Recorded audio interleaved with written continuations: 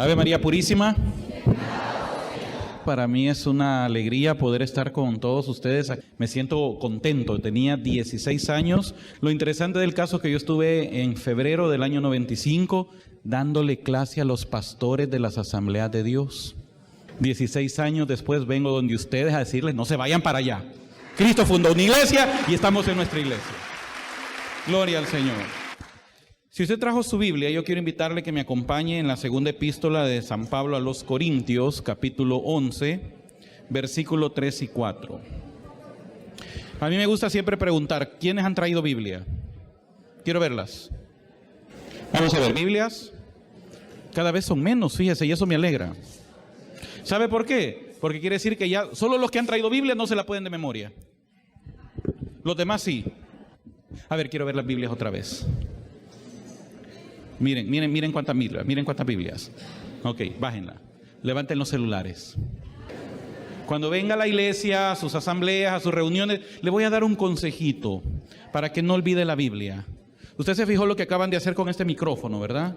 Haga lo mismo con su celular. Pégueselo a la Biblia unas 3 vueltas y le aseguro que no olvida la Biblia. Se lo aseguro. Dice San Pablo, 2 Corintios, capítulo 11, versículo 3 y 4. Pero temo que como la serpiente con su astucia engañó a Eva, vuestros sentidos. ¿Dónde están nuestros sentidos? Acá en la cabecita. Sean de alguna manera extraviados de la sincera fidelidad a Cristo. Porque si viene alguno predicando a otro Jesús que el que os hemos predicado, o si recibís otro espíritu que el que habéis recibido, u otro evangelio que el que habéis aceptado, bien lo toleráis. Y es palabra de Dios. Por 20 años yo fui miembro de las Asambleas de Dios. De esos 20 años, 14 fui pastor. Tengo una licenciatura en Teología de la Universidad Cristiana de las Asambleas de Dios, un diplomado en Ciencias Bíblicas con Sociedades Bíblicas Unidas. Fui misionero en Belice por un corto tiempo, fundador de 3 congregaciones de las Asambleas de Dios, pastor asociado en otras 2 congregaciones más. Fui profesor de teología en el Instituto Bíblico de las Asambleas de Dios, Instituto Bíblico Betel. Aparte de eso, fui profesor en el Colegio de Teología del Tabernáculo Bíblico Bautista en San Salvador y el Colegio de Teología de la Iglesia Apóstoles y Profetas en El Salvador también. Fui profesor también de la universidad donde me gradué. Fue un logro que yo logré, algo pues importante que yo obtuve, porque llegar a ser profesor en la universidad, más donde uno se había graduado, pues eso era una hazaña. Se necesitaba o mucho de esto, o mucho cuello, o mucha cabeza. Pero Dios no sé cuál de las dos usó, pero yo entré a trabajar ahí. Fui profesor en esa universidad donde me gradué y en otra universidad también muy importante, siempre en la Facultad de Teología. Precisamente en esa otra universidad fue donde un día me tocó hacer un estudio sobre la historia de la teología, del pensamiento cristiano. Esa materia me llevó a mí a estudiar a la Iglesia Católica, me llevó a estudiar a los padres de la Iglesia, y después que ustedes me caían mal, porque yo creía que ustedes estaban equivocados, el que resultó equivocado era yo. Pero yo no fui evangélico toda mi vida. Ahora, yo quiero ser bien claro con esto, porque alguna gente se molesta. Yo no voy a hablar mal de ellos. Ellos son los que se han quedado hablando mal de mí. No, yo no voy a hablar mal de ellos. Yo voy a hablar de la doctrina. Yo voy a hablar de la teología. Y yo voy a hablar del compromiso que nosotros tenemos como católicos de conocer nuestra fe para no andar ahí como pelotitas después rebotando. Yo nací en una familia católica. Nosotros éramos católicos de cumplimiento. ¿Ustedes saben qué son los de cumplimiento? Cumplo y miento, correcto. Menos mal no éramos católicos cenicientas, fíjese. ¿Ustedes saben quiénes son los cenicientas? Son los que aparecen el miércoles de ceniza. Y no se vuelven a ver hasta el siguiente miércoles de ceniza si es que no se ahogaron en la playa el Viernes Santo. Yo no sé si hay de esos aquí. Pero usted vaya a una misa, miércoles de ceniza, no cabe la gente, todo abarrotado esperando que le den la untada de ceniza y creen que con eso ya tienen indulgencia plenaria para seguir haciendo lo que les da la gana. No es así. Al menos nosotros éramos de cumplimiento. El domingo a misa, a cumplir el precepto. Cuando salíamos, ¿sabe qué decía mi papá? Ya cumplimos. Pero como familia éramos un desastre. Mi papá se volvió alcohólico, Después de varios años de ser alcohólico, él perdió trabajo, profesión, perdió todo. Él quedó literalmente tirado en la calle, borracho, alcohólico completamente. Él sale de ahí, entra a Alcohólicos Anónimos en 1980, deja de tomar, pero no se arregla la situación. Antes no llegaba por andar borracho y no llegaba por andar visitando grupos y para arriba y para abajo con sus compañeros. En esas correrías conoce otras mujeres y empieza el problema en la casa. Eso crea en mi mamá una situación de neurosis y la convierte en una mujer violenta. Mi hermano y yo crecimos en ese ambiente, pero todos los domingos ahí estábamos en misa. Nosotros éramos hermanos de los católicos que llegábamos tarde a misa. Yo no quiero decir nada por los que vinieron tarde, o sea, no se sientan aludidos. Nosotros éramos de los que llegábamos tarde, el templo era muy grande y nos sentábamos atrás. ¿Y sabe por qué nos sentábamos atrás? Porque nos quedaba más cerca la salida cuando el sacerdote decía, pueden ir en paz, para afuera, ya terminamos, ya cumplimos, vámonos. Como llegábamos tarde, no escuchábamos la palabra de Dios. Nos sentábamos atrás, yo no entendía nada de lo que hablaba el sacerdote. Y en esa época en la parroquia de nosotros eran sacerdotes españoles la mayoría y hablaban con un sonido que no era ni muy bueno y el templo grande, había un gran eco, así que yo no entendía nada de lo que decían. Pero yo lo que llegaba era a cumplir. Cuando yo fui creciendo, empecé yo a sentir el deseo de tener un encuentro con el Señor. Yo quería conocer al Señor, pero yo no sabía de qué manera conocerlo. Porque a mí me habían dicho, yo tenía el concepto que para poder conocer al Señor, tener un encuentro con Él, había que hacerse o cura o monja o ver qué se hacía. Pero yo en mi vida normal, como cualquier muchacho, era muy difícil que yo pudiera llegar a tener un encuentro con el Señor. Pero como a mí siempre me gustó la religión, yo siempre fui muy religioso desde chiquito. Yo tenía, y cuando veo la imagen de San Martín de Porres, mi mamá tenía una imagen de San Martín de Porres, la cual yo se la quemé después. Pero yo con esa imagen yo jugaba, sabía que yo jugaba con esa imagen. Yo ponía la imagen de San Martín de Porres y ponía todos mis soldaditos y mis muñequitos. Le estoy hablando cuando yo tenía como 6, 7 años y me ponía a jugar de que le daba misa a mis soldaditos, a mis muñequitos. Porque a mí me gustaba, me encantaba la iglesia, me gustaban las cosas de Dios. El problema, mis hermanos, fue que yo no tuve formación cristiana, no tuve formación católica en mi casa. Porque ni mis papás eran formados tampoco. Lo que yo aprendí de la fe, lo aprendí a través de lo poco que me enseñaron en la casa, pero más que todo cuando recibí mi catequesis para mi primera comunión, cuando tenía 9 años. Esa fue toda la instrucción formal que yo tuve. Porque a pesar que estudiaba en un colegio católico y teníamos una clase de formación cristiana, era lo que menos se hablaba. Cuando yo llego a los 14 años, yo comienzo a platicar con un sacerdote.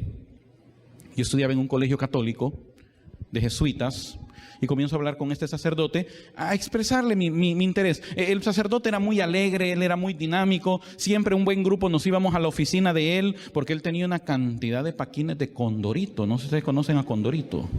Entonces ese era el gancho para los jóvenes. Nosotros llegábamos, le estoy hablando, yo estaba en 7º, 8º grado y nos íbamos a meter a la oficina de él porque nos prestaba los paquines de Condorito y como teníamos media hora de recreo, pero ahí empezaba él a hablarnos, evangelizarnos, a aconsejarnos y poco a poco pues fue tratando con nosotros, un hombre muy correcto, muy serio, y poco a poco nos fue involucrando en actividades dentro del colegio. Empecé a ayudar en misa, empecé a participar en algunas actividades, hasta que un día le dije, padre, ¿y qué podría hacer yo? Yo quisiera ser sacerdote, porque yo tenía el deseo. Comenzó a trabajar conmigo, platicar, mandó unas cartas, él me dijo que había la posibilidad que yo fuera a un seminario menor a Guatemala. Mandó las cartas respectivas, aprobaron que yo fuera al seminario menor. Yo estaba encantado porque yo estaba terminando mi 9º grado, iba a entrar a mi bachillerato, pero ya en un ambiente de seminario en Guatemala. Cuando yo llego a la casa diciéndole a mi papá, yo era menor de edad, tenía 14 años. Llego a la casa y le digo a mi papá, mire papá, me mandaron esto, estoy aprobado y quiero ir, necesito su permiso. Yo pensé que él iba a decir que no, pero él dijo que sí. Yo me quedé admirado por mi papá, porque él era un hombre muy recio. En mi familia habían 2 tipos de tradición, bueno, una tradición. Los machos, los verdaderamente machos, los hombres, eran militares. Y los que no salían tan hombres se hacían médicos.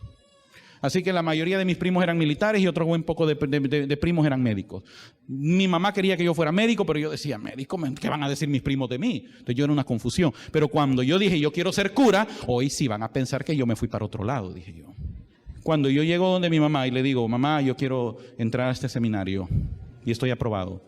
y a través del colegio van a hacer eso y ellos han hecho todo. Porque yo todo lo hice calladito, yo siempre acostumbro a hacer las cosas callado. Mi mamá me dijo, estás loco. Esa fue la respuesta de ella.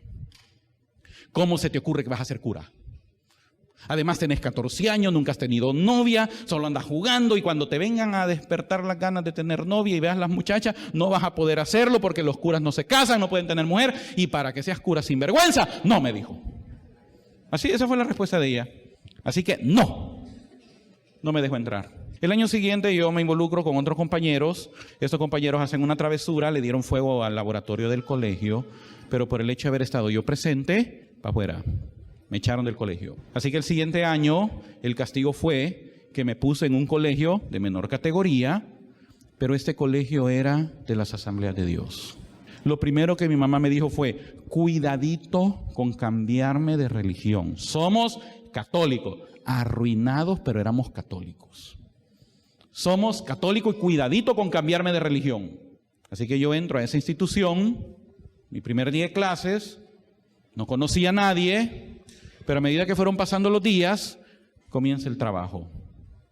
Nos obligaban a ir, era obligación, era parte de los estudios, los días jueves a capilla, le llamaban ahí, al devocional. Nos llevaban al templo, el colegio funcionaba también donde había un templo, uno de los templos más grandes de esa denominación en esa época, y nos llevaban y había un capellán. Varios años después yo llegué a ser el capellán de ese colegio. Y llegábamos ahí, nos sentábamos y el pastor, el que era el capellán, jóvenes, ustedes tienen que aceptar a Cristo como su Salvador. Los que no lo han aceptado tienen que aceptarlo para que no se condenen y puedan ser salvos. Pero yo no sabía que era eso. Los profesores empezaban también, jóvenes, hay que aceptar a Cristo. Miren que si ustedes no aceptan a Cristo se van a ir al infierno. Y mis compañeros que estaban cerca, de 50 compañeros que éramos en ese salón de clases, solo 10 no éramos evangélicos. Imagínense, 40 muchachos, todos de la misma edad, hablando un idioma que yo no entendía. Mira, ¿y de qué predicó tu pastor el domingo? Mira, y vamos a ir a evangelizar. ¿Y qué pasó con el retiro? Mira, y vamos a ir a no sé dónde. Y que la vigilia aquí. Yo no entendía nada de lo que me hablaban ellos. Otra cosa era que yo veía que ellos no decían malas palabras y yo era un mal hablado. Yo no sé cómo podía comulgar con la lengua que yo tenía. Era un mal hablado. Entonces yo miraba toda esa diferencia. Cuando uno de ellos empezó a trabajar conmigo, Salvador, ¿por qué no aceptas a Cristo? Pero yo, ¿para qué? Es que si no aceptas a Cristo te vas a condenar. ¿Y vos quién sos para decirme que me voy a condenar? Es que mira, si no aceptas a Cristo te vas a ir al infierno, porque ahí donde estás en esa iglesia te vas a condenar. Pero si yo soy católico, pues con más razón te vas a condenar. ¿Pero y por qué? Porque los católicos son idólatras. ¿Ya les han dicho así? Es lo primero que le dicen a uno. ¿Y por qué decir que son idólatras? Solo miren la imagen que tengo ahí atrás, qué grandota. Esta sí está grande, yo no había visto una de este tamaño realmente. Tienen ídolos. Adoran ídolos. Y dice San Pablo en Corintios que los gentiles sacrifican a los ídolos, lo que hacen es sacrificarlo a los demonios. Así que detrás de cada ídolo hay un demonio. Tu iglesia es endemoniada. Hermanos, ¿y yo cómo le respondía? Éxodo 20 dice, no te harás imagen ni semejanza de lo que esté arriba. Y ustedes hacen hecho imágenes y le han hecho imágenes a todo. Y las cargan en hombros. Y aquí dice en Isaías que las cargan en hombros y que tienen pies y no pueden andar. ¿Y yo qué le respondía? Porque yo no tenía formación. Yo no sabía la diferencia entre idolatría y entre ídolo y imagen. Yo no sabía la diferencia entre adoración y veneración. No sabía qué responder. Y que ustedes adoran a María. Yo no sabía qué responder porque yo veía a la viejita de mi parroquia que le pegaban una grande pesada a la imagen de la Virgen y la abrazaban y entonces a mí me confundía todo eso. Y después de estar trabajando insistente, porque le voy a decir otra cosa, hermanos, uno se vuelve persistente.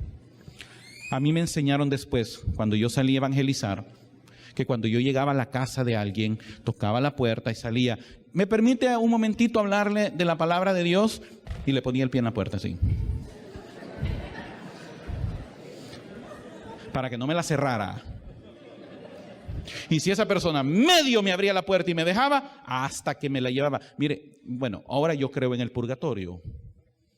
Yo sé que el día que yo vaya para el Señor, yo no voy a entrar al cielo directo. ¿Sabe dónde tengo que pasar? Tengo que pasar un ratito por ahí. ¿Sabe por qué? Porque me llevé a un montón de ustedes. Tengo que ir a pagar eso. Lo bueno es que no voy a estar solo, voy a estar a la par de todo ese montón de ignorantes que me lleve, porque Dios va a tener misericordia de ellos también. No voy a estar solo ahí. Viene ese compañero, vamos al culto. Yo no podía salir de mi casa a un culto, mi mamá me iba a matar si ella sabía que iba a un culto.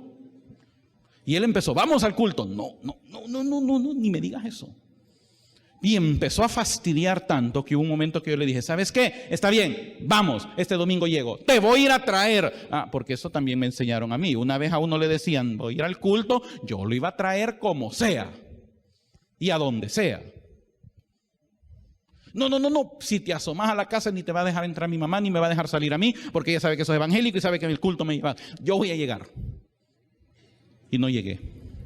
El siguiente día estaba enojado conmigo. Te dije que no ibas a llegar, pero este domingo sí llego. 4 domingos lo tuve engañado que iba a llegar y no llegué. Al 5.º domingo agarré valor, le dije una mentira a mi mamá y me fui para el culto. Yo no sé si usted ha estado alguna vez en culto. ¿Quiénes ya estuvieron alguna vez en algún culto? ¿Ustedes ya se confesaron? Jamás había estado en un culto. Y cuando yo llego, pues no sé en qué tipo de culto estuvieron, pero porque esta denominación es una denominación pentecostal. ¿En qué se diferencian las denominaciones pentecostales a las fundamentalistas? Como los bautistas. Que los bautistas cantan muy solemne con un himnario. Los pentecostales cantan muy alegre con sus manos, aplauden y bailan y hacen de todo. Así que cuando yo llego a este culto por primera vez, yo entré como entraba en mi parroquia. ¿Y sabe cómo entraba para mi parroquia? Solo para adelante. Porque de todos modos, no había nadie en la puerta. Segundo lugar, yo entraba solo con mis manos. Porque como a la iglesia católica no se trae Biblia. Yo no sé por qué han traído Biblia ustedes. Que aquí no se trae Biblia, además ni se lee. Bueno, eso fue lo que me dijeron. Así que yo entré a ese culto solo con mis manos. ¿Sabe cuál es la diferencia entre la iglesia, entre los católicos de 1983 y ahora? Que antes uno entraba a la iglesia solo con las manos. Hoy al menos ya trae el celular en la mano. Eso ha cambiado. Y todavía les suena en misa y todavía lo contestan algunos. No aquí, de donde yo vengo. Cuando yo entro a ese culto, me salen 2 señoras a la entrada. Bienvenido, hermanito, a la casa. Y yo pego el susto porque cuando me habían recibido a mí así en la parroquia. Falda azul, blusa blanca y su gafete que decía Ujier. Primera vez que nos visita. Después yo pensé, ¿cómo supo que era la primera vez? ¿Por qué cree usted que creía que era la primera vez? Porque no llevaba Biblia, correcto. Entraba como que iba para saber a dónde. Sí, le digo yo, venga, lo voy a sentar, lo vamos a llevar para que se siente cerca del predicador. Otro choque. Cuando a mí me habían ido a sentar frente al altar para ver lo que pasaba. Y le digo, mire, a mí me ha invitado fulano. Oh, él se sienta ahí arriba. Otro choque. Se conocen entre todos. Y yo aquí no conocía ni el nombre del párroco, le sabía. Se lo supe después. Así que yo voy a ese culto. Yo no tenía Biblia. En mi casa nunca hubo Biblia. Para que vea qué tipo de católicos éramos. Nunca hubo Biblia. Así que yo entro a ese culto. Mis amigos salen contentos a recibirme. El que me había invitado salió contento, que no lo podía creer. Me presenta a otros compañeros ahí, a otros muchachos. Me prestan una Biblia y empieza el culto. ¿Y sabe qué pasó? Me gustó por la forma de cantar. Ya no era aquel ritual aburrido de la misa. Santo eres el... Y como eran sacerdotes españoles no se les entendía. Santo eres el... Yo ni les entendía. A este sí le entendía todo lo que decía. Y cantando con aquella alegría. Y yo empiezo a sentirme emocionado. ¡Qué bonito está aquí! Y luego pasa el pastor a predicar. Un hombre alto, moreno, bien elegante, bien vestido. Muy poético. Y cuando veamos al Señor Jesucristo en su trono de gloria y caminemos en esas calles de oro. Y yo con la boca abierta. Porque yo jamás había escuchado que me hablaran así. Pues sí, hermanos. Si llegaba tarde a misa no oía que leían la Biblia. Y me sentaba atrás, no escuchaba la homilía. Así que para mí eso era nuevito. Y yo salí de ahí emocionado. ¿Por qué estoy recalcando esto? Porque es lo que nos está diciendo el pasaje que leímos al principio. Así como la serpiente engañó a Eva, pueden también nuestros sentidos ser extraviados de la sincera fidelidad a Cristo. Porque muchos nos hemos ido, yo me fui de la iglesia católica por una emoción. Los sentimientos y las emociones en materia de fe son traicioneros, hermanos. Porque si usted siente muy bonito, aunque esté equivocado, pero se lo llevó el diablo a usted. Porque la fe no es cosa de sentimiento, la fe es cosa de conocer, de entender, de razonar la fe. Entonces yo me sentí emocionado, qué bonito, y yo tomé la decisión. Siguiente domingo yo regreso. Pero yo tenía un problema, yo a mi mamá le había pedido permiso 1 hora, porque como la misa dura 1 hora. Y esa hora era tan larga, 120 minutos duraba esa hora para mí. Yo nunca veía que terminaba la misa. Yo contaba las arrodilladas. Yo sabía que después de la segunda arrodillada, cuando el sacerdote decía, este es el cordero, pues ya queda poquito, ya nos vamos a ir. Yo no sé cómo quería ser cura. Ese culto duró 1 hora y media. Cuando termina el culto me dice mi amigo, hoy vámonos a la clase de jóvenes. Yo estaba afligido porque yo le digo, mira, si el culto tardó 1 hora y media, yo pensé que duraba 1 hora igual que la misa. Y ahora, ¿cómo le hago? Mi mamá va a estar enojada que por qué me tardé tanto. Pero mira, ¿sabes una cosa? El siguiente domingo te prometo que me quedo hasta la clase. Y llego decidido. Y llego aguerrido donde mi mamá. Y yo le tenía miedo, le tengo miedo todavía. Pega duro. Yo le decía anoche a los hermanos que mi mamá tiene un sudoblez. No sé cómo le hacía, o hoy porque ya no me dejo. Pero tiene un sudoblez que le pega a uno con esto de aquí, pero se lo hace pero bien bonito. Viera que de repente le sale a uno y uno no sabe ni de dónde le apareció. 75 años y duerme con la pistola bajo la almohada. Y no crea que la tiene de adorno. Ella ha sido mujer de campo todo el tiempo, con mozos, con empleados, con ganado, con todo, y con su pistola trabada, y no crea que la tiene de adorno. Brava. Cuando esté enojada, hay que apartarse. Así que yo llego temblando. Y hoy, ¿cómo le digo que me gustó el culto y que voy a ir? Yo no había qué hacer. Así que yo llego y me le paro enfrente. Mamá, le voy a decir la verdad. Yo no vengo de donde le dije. Pero yo por dentro estaba, Dios, ¿qué voy hoy? ¿Qué va a pasar? Le voy a decir la verdad. Yo vengo de un culto evangélico. Y ella no reaccionó. Yo no le estoy exagerando, le estoy diciendo las cosas como son. No reaccionó. Cuando yo vi que no reaccionó, yo le dije todavía, pero esta vez ya más desafiante. ¿Y sabe qué, mamá? Le dije yo, me gustó y voy a volver a ir. Y hoy sí me dio. Hoy sí, dije. No pasó nada. No reaccionó. Se quedó fría viéndome. Porque yo recordaba las palabras que me había dicho. Cuidado con cambiar de religión.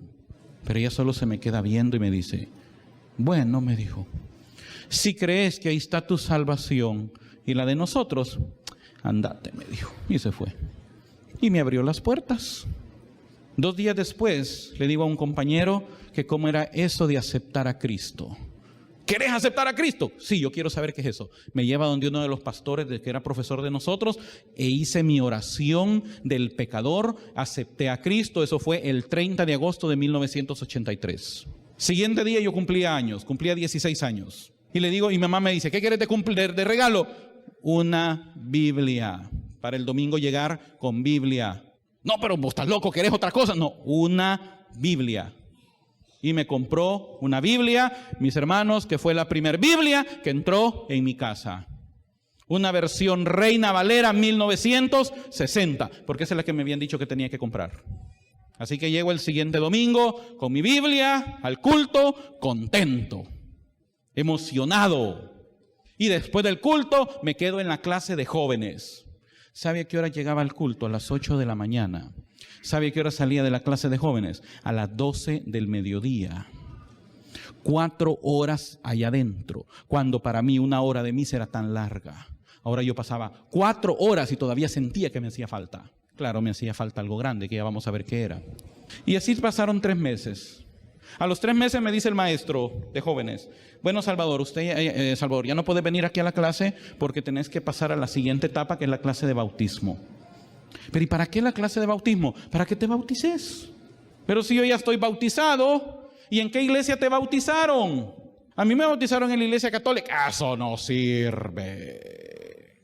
Así, con ese tono me lo dijo. Era un señor, Vicente se llamaba, chiquito así, pero tremendo el señor. Eso no sirve, me dijo. Te tenés que volver a bautizar. Porque cuando te bautizaron chiquito ni te acordás. Y eso no vale porque el bautismo tiene que ser en conciencia, porque Jesús ya era un hombre mayor cuando se bautizó y uno tiene que saber lo que está haciendo, que es un mandamiento de obediencia, y me dio una gran regañada.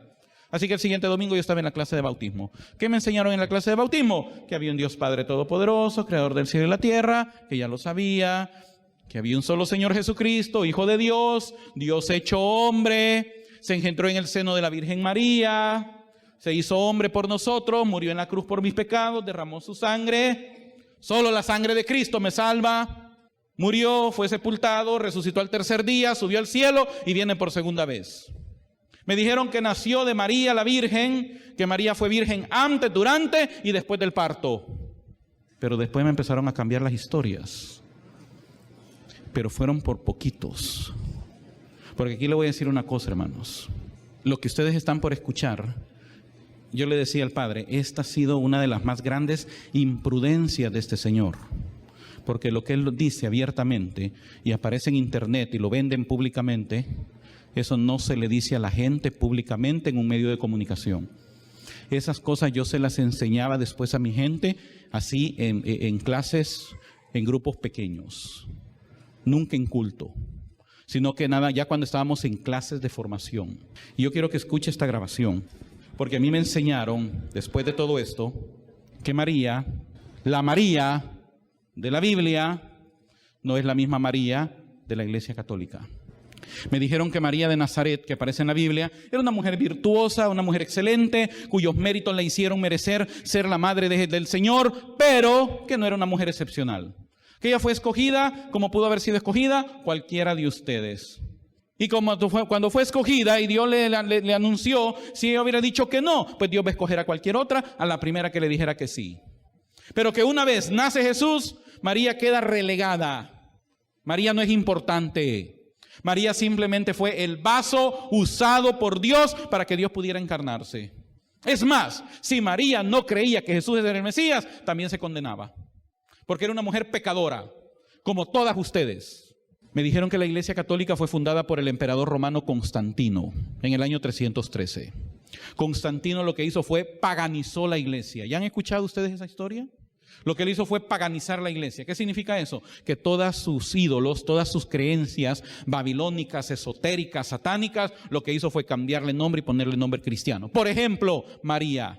Él era adorador de un demonio llamado Semiramis. Lo que él hizo fue ponerle el nombre de María. Él inventó la Eucaristía inspirado por Satanás. Porque Satanás estaba pensando cómo puedo engañar a los cristianos. Y se le ocurrió a Satanás hacerle creer a cada uno de ustedes que Jesús está presente en un pedazo de pan.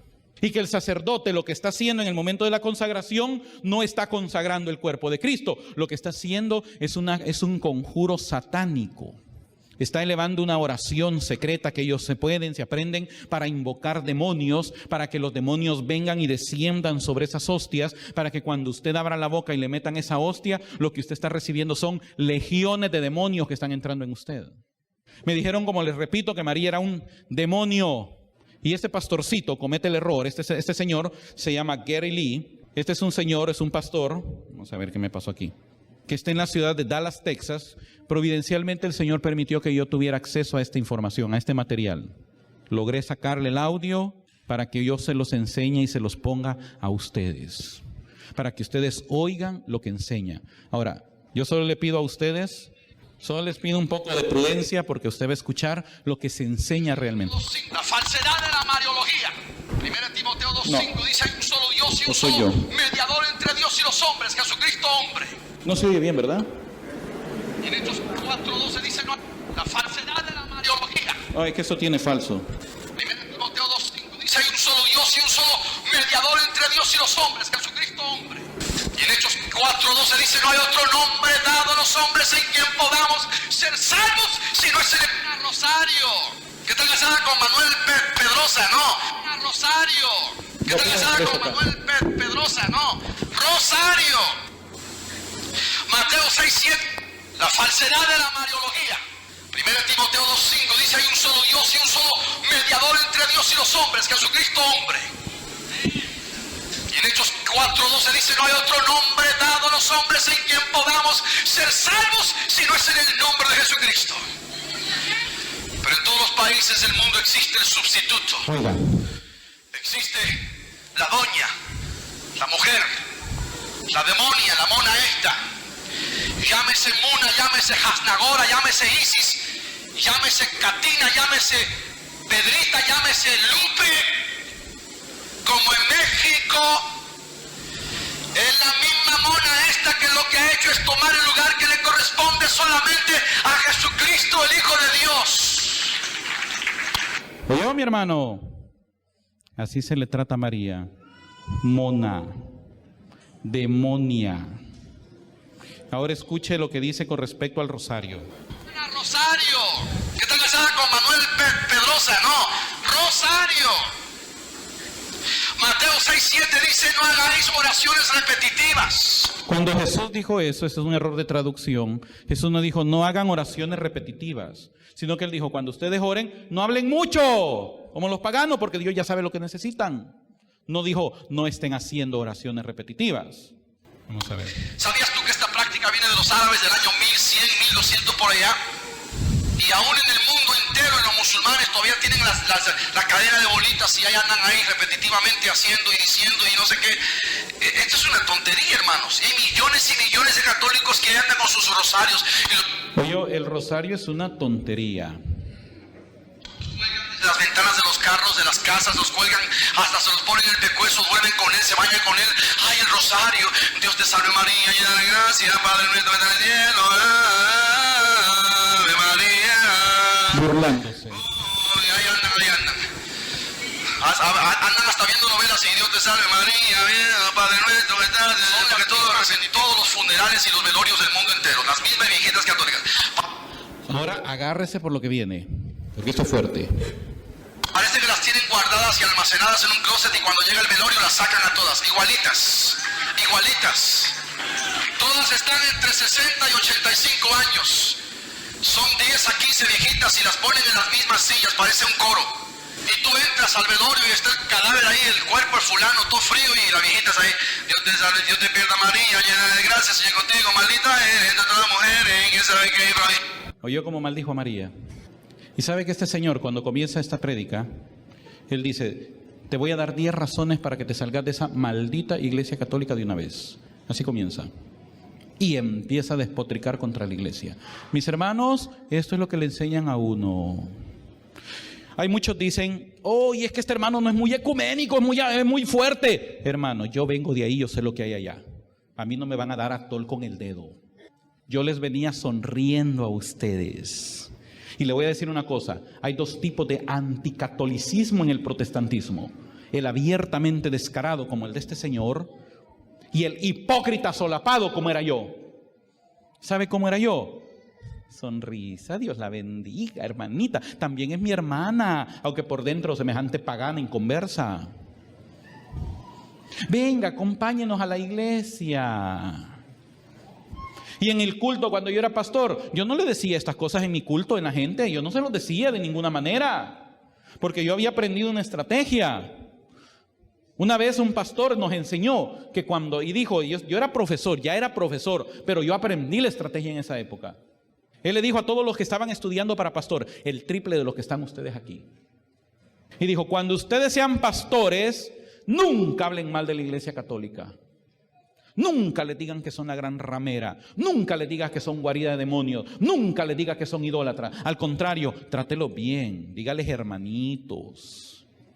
Hágalos sentir bien. Hágalos sentir cómodos. No los ataque. Porque si usted les dice todas las cosas, que es cierto que lo son, pero si usted se las dice, ya no van a venir a su culto. Y acuérdese que ellos son nuestros clientes. De ellos es que se nos llena la iglesia. Y esas palabras me quedaron bien grabadas a partir de ahí. Hermano, pero ¿cuál hermano? Lo que yo quería era llevármelos a todos ustedes. Cuando yo comienzo a conocer todo esto, y ya estaba bien cambiado de mi mente, de mi corazón, hicieron un trabajo psicológico muy fino para hacerme odiar a la iglesia católica. Yo estoy hablando claro y pelado, como decimos en El Salvador. Yo no vengo a tapar el sol con un dedo, yo vengo a hablar las cosas como son. Le duela a quien le duela. Porque esto es lo que uno vive allá. Cuando a mí me enseñaron a odiar a María, a odiar al Papa. Y hablando del Papa, escuche cómo este señor, esta grabación no la puse anoche en Santiago, ustedes la van a oír. Escuche este señor cómo se refiere al Papa. Número 1, la falsedad del papado. Pedro nunca dijo que fue Papa. Sí fue Papa, pero no Papa. La Iglesia Católica Romana dice que Pedro fue el primer papa. No hay ni siquiera evidencia de que Pedro jamás haya estado en Roma, Italia. Oh no, y cuando San Pedro escribe en una de sus cartas, la iglesia que está en Babilonia les manda saludos, ¿dónde cree que estaba él? En Roma. ¿Cómo le llamaban los cristianos a Roma en esa época? Babilonia. Puede que sí, lo más seguro es que no. Ok, ¿en qué quedamos? ¿Sí o no? Primero está diciendo, no hay evidencia, y después diciendo, puede que sí, puede que no. ¿En qué quedamos? ¿Está jugando o qué? No hay evidencias concretas. Pablo sí estuvo en Roma. Pedro tenía suegra, Cristo la sanó. Quiere decir que si tenía suegra, tenía esposa. Obviamente entendemos que tenía hijos. Era un hombre de matrimonio y de familia. No fue papa, fue papá. Y Jesús, hablando con Pedro, Pedro mismo reconoció en Cesarea de Filipo aquella revelación tremenda que mostró cuando reconoce que Jesucristo es la roca y que Jesucristo es la piedra angular y que Él es el único verdadero que trae salvación al ser humano. Es Cristo. Él reconoce que Él es el que tiene las llaves del reino de los cielos. Aleluya. No Pedro. ¿Qué tiene que ver la salvación con Pedro? Que dice que reconoce que solo Cristo. ¿Se da cuenta cómo se mezclan versículos para sacar contextos, para sacar ideas totalmente contrarios a lo que el texto dice? Oiga esto. Hoy en día, sin embargo, el papa o la zanahoria o la lechuga o el rábano o el limón o la lechuga, no sé cómo le quiere llamar usted, la fruta o el vegetal este que está en el Vaticano, se siente el vicario de Cristo en la tierra, se siente la mamá de Tarzán y el papá de King Kong y la abuela de Godzilla y la divina garza. Déjame decirle una cosa que no está en la Biblia. El único que salva y da vida eterna es Jesucristo, no es el Papa. El Papa para mí no es nada, ni es nadie. Nosotros que estamos aquí en esta noche somos más vicarios de Cristo que Él, porque somos los verdaderos representantes de Dios en esta tierra. Hemos sido lavados por la sangre del Cordero de Dios. Un aplauso al Señor esta bendita noche. Déselo bien fuerte. Ajá, mis hermanos, ¿qué piensan? Esto es lo que le enseñan a uno. Cuando ya le han cambiado mente, corazón, odio, ahora uno está listo para bautizarse. Me metieron en una pila de agua. El pastor dijo, por cuanto Salvador ha recibido a Cristo como su único y suficiente Salvador personal, yo lo bautizo en el nombre del Padre, del Hijo y del Espíritu Santo, y me zambulló. Y yo salí por otra graditas y después me dieron un certificado que decía que a partir de ese momento yo era miembro en propiedad de la denominación. En propiedad. Y comienzo mi vida. Y comienzo a participar de la Santa Cena. Me dijeron que Cristo no estaba presente en el altar, me dijeron que eso era un invento, lo que nos daban era un pedacito de galleta salada con una copita de fresquito de uva y después decíamos que esto representa el cuerpo y representa la sangre de Cristo. Yo pasé comiendo galleta salada 20 años, por eso hoy no las puedo ni ver. Y los siguientes 4 años, hermanos, fueron maravillosos. Porque yo tenía buena compañería, buen compañerismo, buenas amistades. Todos los que eran mis hermanos, los jóvenes, íbamos a evangelizar, salíamos a predicar, salíamos a campamentos, salíamos a esto. Yo me sentía contento. Me invitan a ser profesor de la escuela dominical, ahí es donde yo empiezo a desarrollarme. Después me asignan un grupito de oración, como de unas 15 personas, en donde, yo empiezo a predicarles. Luego yo empiezo a estudiar en la universidad, ya para prepararme para ser pastor. Ahí comienza la situación. Jesús dijo en San Juan 17, 22, 23, la gloria que me diste yo les he dado para que sean uno, así como nosotros somos uno. Yo en ellos, tú en mí, para que sean perfectos en unidad. Mientras yo estuve en las 4 paredes de mi congregación, yo pensé que todos éramos iguales. Pero cuando yo llego a la universidad, me di cuenta que no. Porque a pesar que la universidad pertenece a la denominación, llegaron a estudiar personas de otras denominaciones para poder obtener el título académico que los acreditara.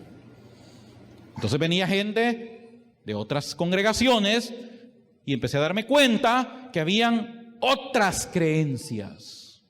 La misma Biblia con diferente interpretación. Un día se me acerca uno de mis compañeros y yo era el menor entre todos. Yo tenía 19 años en esa época. Yo era el menor entre todos. Y le estoy hablando que yo ya tenía compañeros profesores, compañeros que ya eran profesores del Instituto Bíblico. Tenía compañeros que eran pastores ya de años, ancianos algunos. Yo era el muchachito, el niñito entre todos. Un día se me acerca uno de ellos y me dice, mira Salvador, ¿y a vos te bautizaron en pila o en río? Y le digo yo, no, a mí me bautizaron en la pila, ahí en la iglesia, y me metieron y me zambulleron. Ah, pues no estás bautizado, me dijo. Él era de otra denominación. Porque mira, me dijo, dice la Biblia que uno tiene que bautizarse en río, para que el agua que está corriendo se lleve tus pecados al fondo del mar. Porque cuando te bautizaste en la pila, tus pecados ahí quedaron flotando. Y el que se bautizó después que vos se ensució con tus pecados, y vos te ensuciaste con los pecados del que se bautizó antes. Después viene otro y me dice, Salvador, ¿y a vos te bautizaron en nombre del Padre, el Hijo y el Espíritu Santo, en el nombre de Jesucristo? No, a mí me bautizaron en nombre del Padre, el Hijo. Ah, pues vos no estás bautizado bien, me dijeron. Tenés que bautizarte en el nombre de Jesucristo. Y empiezo a escuchar tantas fórmulas y tantas formas de bautismo, hermanos, que yo hago la broma que me empecé a bautizar de todas las formas posibles. Para adelante, para atrás, a la derecha, a la izquierda, de candelabro, como sea. Me tiraba en la piscina yo solo. Me metí en el río yo solo, me metí en el lago, en mar, en todas partes. Para que si cuando me vinieran a decir, mira, y te bautizar, también ya me bauticé así, también ya me bauticé así. ¿Y sabe qué dice la Biblia? Un solo bautismo. Y yo ya lo tenía porque verme a bautizar otra vez. Eso es lo que dice la Biblia. Un solo bautismo. Luego que el Espíritu Santo, que los dones, que las lenguas. Yo era pentecostal. Yo creía en las lenguas, en los dones, la profecía. Pero como dice la palabra de Dios, hágase todo decentemente y con orden. Porque con las profecías hay que tener mucho cuidado. Porque una vez dicen de que llegó un profeta y le dijo a una persona, dice el santo que te va a dar un carro, le dijo. Y el otro le dijo, no señor, yo no quiero un carro, yo quiero un camión, le dijo. Y le dio un camión que lo aventó como 20 metros por allá. O sea, pero eso hay que tener cuidado con las profecías. Un día llega a mi casa a vivir un señor. Apóstoles y profetas se llama esta denominación. Ellos no leen la Biblia, ellos se basan en sueños, en revelaciones, en lo que el profeta dijo. Ahí le llaman vaso. Este señor vivía en un mundo de una espiritualidad elevada. Él decía que el Espíritu Santo lo sacaba en la madrugada de la cama, lo paraba en el patio y cuando él despertaba estaba viendo el cielo porque Dios le formaba palabras con las estrellas y ahí le daba mensajes. Un día nos llegó a presentar a su esposa, una mujer de lo más fea, pero fea. Él no era tampoco guapo, pero qué señora. Descuidada en su arreglo personal. Un gran vestidote, sus pies todos arruinados, todos sucios, sus calcañares reventados, sin maquillaje porque les dicen que no se pueden maquillar, es vanidad maquillarse, sin aritos, sin nada. Y yo conocí congregaciones donde le dicen a la gente que ni siquiera hay que bañarse, porque Jesús andaba en el desierto y él no se bañaba todos los días. Es vanidad, con una vez a la semana que se bañen. Hermano, viera qué terrible es estar en un culto con esta gente. Y esta gente se les ocurre hacer culto a mediodía en punto en El Salvador, que es igual de caliente que aquí. Y cuando yo voy a esa congregación que me invitan, hermano, viera qué terrible si era una champa de lámina. Y el calor y a mediodía y el olor. Ay, Señor, yo estaba ahí sí sentía yo que ya caí en el reposo. Porque les han enseñado que es vanidad bañarse. Así que este señor llega a mi casa a vivir, le pide una habitación a mi mamá, una casa grande, y solo vivíamos mi hermano y mi mamá y yo. Pues un día nos presenta a su esposa. Una madrugada yo lo oí que entró. En la mañana que estábamos desayunando con mi mamá, como a las 10, era un día sábado, él venía bajando. Ese día nos levantábamos tarde. Y venía él bajando con una mujer tan bonita, sin maquillaje, pero de todos modos no lo necesitaba. Con un pañalito en la cabeza, pero no con el gran vestidote y las sandalias todas sucias de la otra señora, sino que una mujer muy bien bonita, muy bien vestida, un traje sastre muy bien elegante, sus medias con tacones, una mujer muy bonita. Yo tenía 22 años y le digo que yo me le quedé viendo. De todo modo estaba soltero, podía ver. Hoy ya no puedo ver. Cuando uno se casa, le pasa a uno la del caballo, que de vez en cuando algunos lo hacen rapidito, ¿verdad? Qué señora más elegante. Yo me quedé impresionado. Muy elegante, muy fina. Cuando mi mamá los vio, como mi mamá es bien metida, ella se mete en lo que no le importa. Se les queda viendo y le hace señas. ¿Quién es? Y él se nos acerca y nos presenta. Les presento a mi esposa. ¿Usted se ha fijado a Condorito cuando le pasa algo y se va para atrás y solo se ven las chanclas que van para arriba? Así me pasó a mí, yo así me sentí como Condorito. Me fui para atrás cuando dijo eso. ¿Cómo es eso? Dije yo. Mi mamá, ella no es su esposa. Y la señora enfrente. Su esposa es la hermana fulana. Y ella metió las patas mi mamá, dije. Y el otro señor, sí, también nos dijo. Pero ella es mi esposa. Porque anoche que estábamos en la vigilia, un vaso se levantó. Vaso le llaman al profeta. Y me dijo, dice el santo que la mujer que tenés en tu casa no es tu esposa. Porque cuando te casaste con aquella mujer, andabas en el mundo. Tu esposa es esta varona que Dios te ha tenido reservada. Y el pastor, cuando oyó eso, como era la voz del profeta, y la voz del profeta es la voz de Dios, porque la voz del Espíritu Santo, inmediatamente el pastor no podía hacer otra cosa más que casarlos. Así que andaban de luna de miel esa noche, ese día. Ahora, hermano, ¿usted cree que eso lo hace el Espíritu Santo?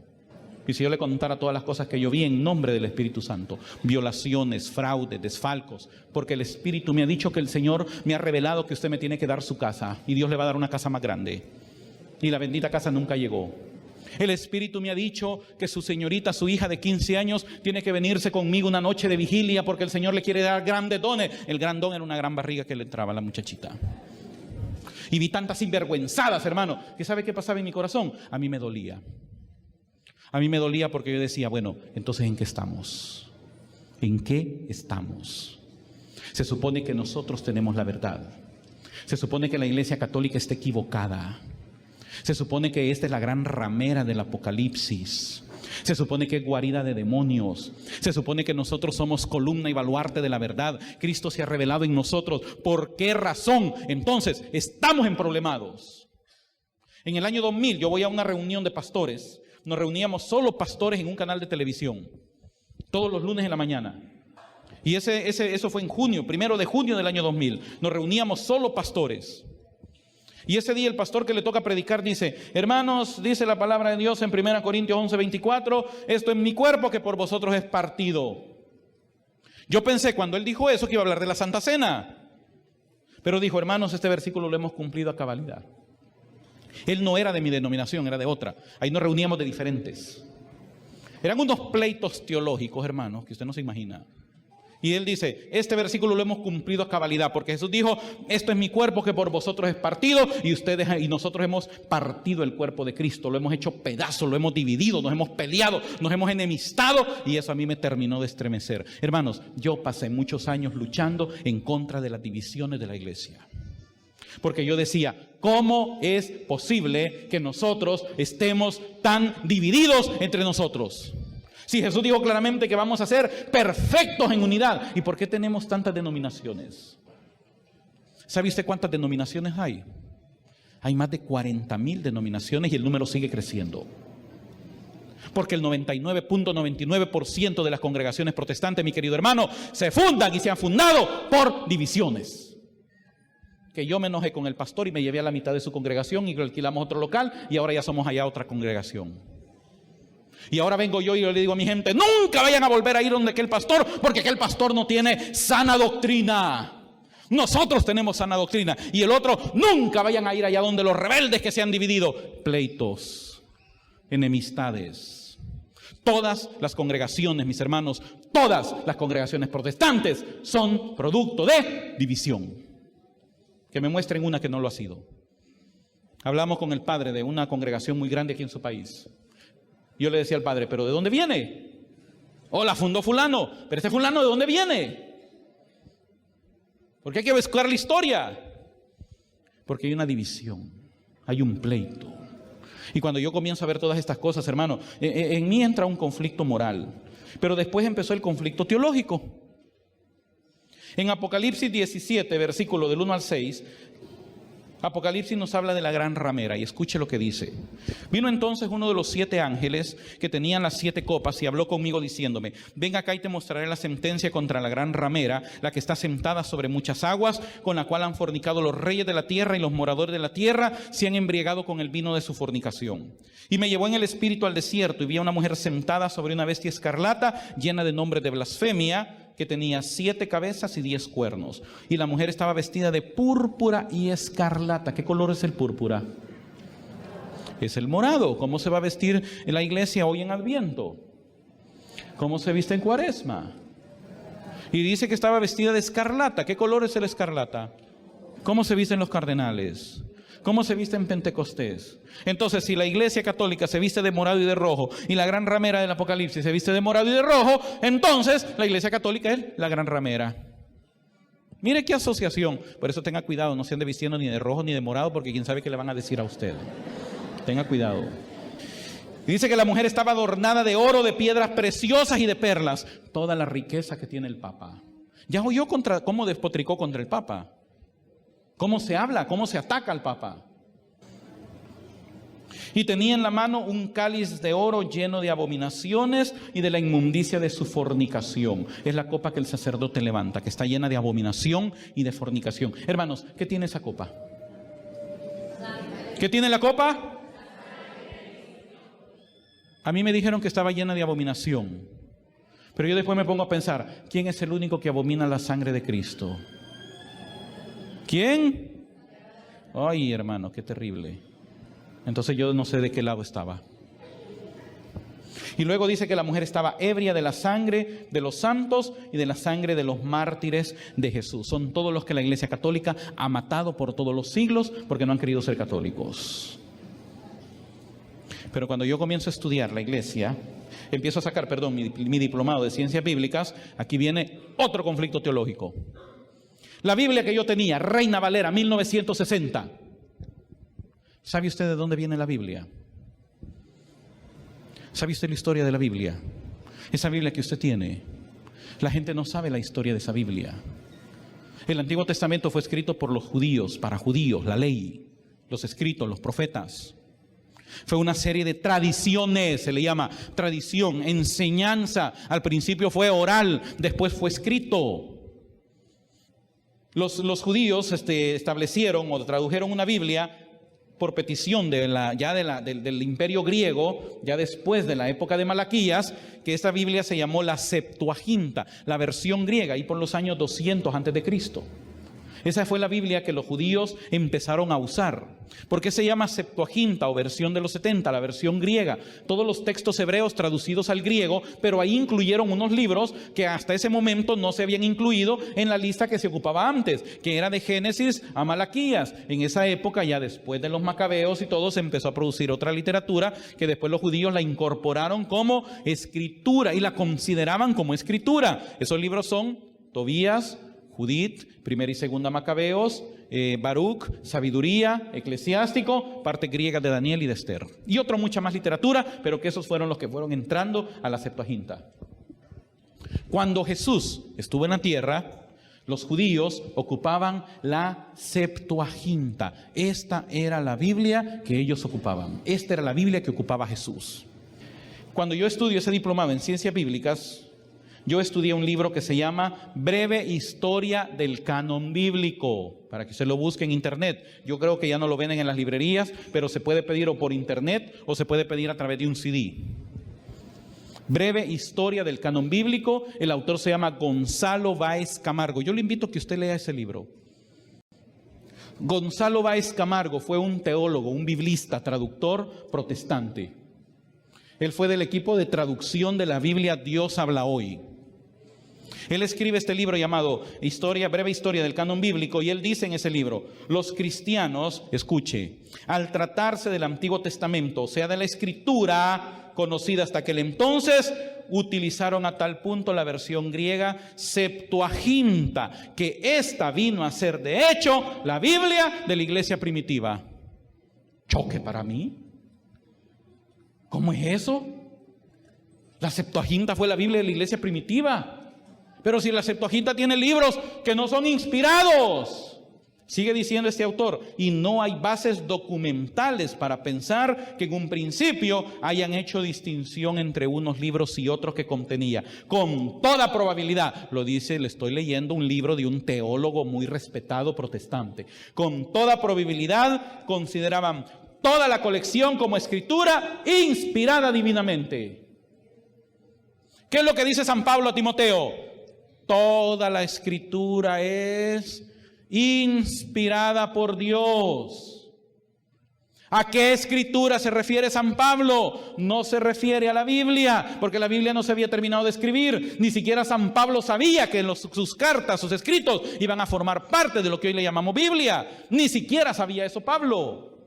Entonces, ¿a qué escritura se refiere? Al Antiguo Testamento. ¿A cuál? A la Septuaginta. ¿Qué es lo que está diciéndole Timoteo? Todos son inspirados. Entonces, ¿por qué no estaban en mi Biblia? En 1569, la primera Biblia completa en castellano, versión de Casiodoro de Reina, por eso se llama Reina, ya vamos a ver por qué se llama Valera. Casiodoro de Reina, ex monje católico que se fue con Lutero. Publicada en Basilea, era una Biblia completa que tenía los libros que se llaman deuterocanónicos. Deuterocanónico quiere decir segundo canon, el canon griego, estos libros que yo le mencioné. En 1602 se publicó en Ámsterdam la segunda edición de la Biblia de Casiodoro de Reina en revisión de Cipriano de Valera. Lo que hizo Cipriano de Valera fue una revisión gramatical del castellano, pero ¿sabe qué hizo? Conservó los libros deuterocanónicos, o sea que dejó la Biblia intacta. La Biblia Reina Valera original de 1569 y 1602 era una Biblia tal y como la tenemos nosotros, completita. Entonces, ¿por qué mi versión 1960 no los tenía? Si no es porque eran inspirados. Acabo de darme cuenta que sí eran considerados inspirados. Entonces, ¿por qué no los tenía mi Biblia? Las sociedades de Edimburgo y de Glasgow en Inglaterra empezaron a protestar enérgicamente contra la sociedad bíblica porque la sociedad bíblica estaba editando estas Biblias con estos libros y ellos como protestantes decían, esos libros hay que quitarlos porque son muy católicos.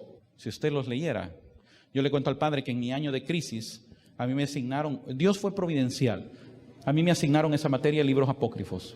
Tuve que estudiar a Macabeos, tuve que estudiar a Tobías, y en 2 Macabeos capítulo 12 me encuentro que Macabeos mandó a hacer un sacrificio para pedir perdón por los pecados de los que habían muerto en batalla. ¿Cómo está eso? Quiere decir que uno puede orar por los que se han muerto, porque eso es lo que dice 2 Macabeos 12. Uno puede pedir perdón. Entonces entendí lo que dijo Jesús. Todo pecado será perdonado menos la blasfemia contra el Espíritu Santo. Porque el que blasfeme contra el Espíritu Santo no le será perdonado ni en este siglo, ni en él. ¿Qué quiere decir eso? Que en la otra vida van a haber pecaditos que sí se nos van a perdonar. Aquí es donde entra el purgatorio. ¿Qué dice el Catecismo de la Iglesia Católica numeral 1030? Los que murieron en gracia de Dios, pero no debidamente purificados, van a tener que pasar por ahí. Van para el cielo, están seguros de su salvación, pero van a tener primero que pasar por ahí. Así que por allá nos vamos a ver algunos. Porque yo seguro, les aseguro que ahí voy a estar. Y algunos dicen, algunos videntes, algunas personas que han tenido revelaciones hasta le han visto pisos. Dicen que hay 7 pisos. Y el más abajo es donde más se sufre. Porque dicen que la Virgen solo llega al primero o al segundo, no sé, a consolar. Pero los que les tocó el 7º para abajo, esos pobrecitos no tienen nada. Me aseguro que yo voy a estar en el 7º y en la puerta de salida. Pero ahí vamos a andar cerca algunos, ahí nos vamos a ver. En 1820 comienza esta crisis. Sigo leyendo lo que dice este libro. La controversia arreció más todavía e hizo crisis cuando la sociedad de Edimburgo, escuche esto mi hermano, la sociedad de Edimburgo le notificó a la sociedad de Londres que de seguir está ayudando a la publicación y distribución de Biblias con aquellos libros, le suspendería su aportación económica, la cual ascendía ya entonces a más de 5,000 libras esterlinas. En esa época 5,000 libras esterlinas, hermano, era un dineral. Y cuando le dicen estas sociedades de Glasgow que ellos eran calvinistas, ultra calvinistas, protestantes, le dicen a la Sociedad Bíblica de Londres, si ustedes siguen publicando la Biblia con todos los libros, les vamos a retirar el dinero. Como esto sería un golpe muy duro a las finanzas de la Sociedad Bíblica, escuche esto. Esta tomó en 1825, reiterándole en 1826 y completándole en 1827 una decisión que sería que se reconozca plena y claramente que la ley fundamental, escuche, eso está en la ley de sociedad bíblica, que se reconozca plena y claramente que la ley fundamental de la sociedad limita sus operaciones a la circulación de las Sagradas Escrituras y excluye la circulación de los deuterocanónicos. En 1827 Sociedad Bíblica le quitó esos libros a la Biblia por presiones económicas, por dinero. ¿Qué le dicen a uno? No son inspirados. ¿Cuál es la verdad? Se los quitaron por dinero, por el anticatolicismo que hay en el protestantismo. Y yo le digo al profesor, pero mire, ¿y hoy qué le digo a la gente? Gracias, hermanita. Pero yo qué le digo a la gente, o sea, como pastor, ¿qué le digo a la gente? Miren, les vengo a decir una cosa. Fíjense que yo les había dicho que no eran inspirados, pero la verdad es que los quitaron. ¿Qué cara voy a tener ahora? ¿Y sabe qué me dijo el pastor? No tiene necesidad de decírselo, no se lo diga. Usted siga diciendo que no son inspirados, pero ahora usted ya sabe la verdad. Pero no se lo diga a la gente para no crear problemas de fe en la gente. Esas cosas mejor no se dicen. Y hasta la fecha los pobres hermanitos los tienen engañados diciéndole que no son inspirados cuando han sido quitados de la Biblia. ¿Cómo se le llama eso, hermanos? Fraude, mentira. Y todo está relacionado y todo es una gran mentira, mis hermanos. Oh, yo me seguía sintiendo destrozado en mi vida. Luego me asignan una materia llamada Historia del Pensamiento Cristiano. En la historia del pensamiento cristiano yo tenía que hacer un desarrollo, un estudio de la historia de la teología partiendo de mi denominación. Entonces yo empiezo a preparar la materia. Y cuando yo empiezo a investigar, a preparar todo, porque a mí me asignaron la materia solo de nombre, solo con el nombre. Yo tenía que prepararle objetivos, tenía que prepararle el temario, tenía que preparar bibliografía, tenía que preparar todo. Claro, iba a ser un cheque aparte, eso era muy bueno para mí.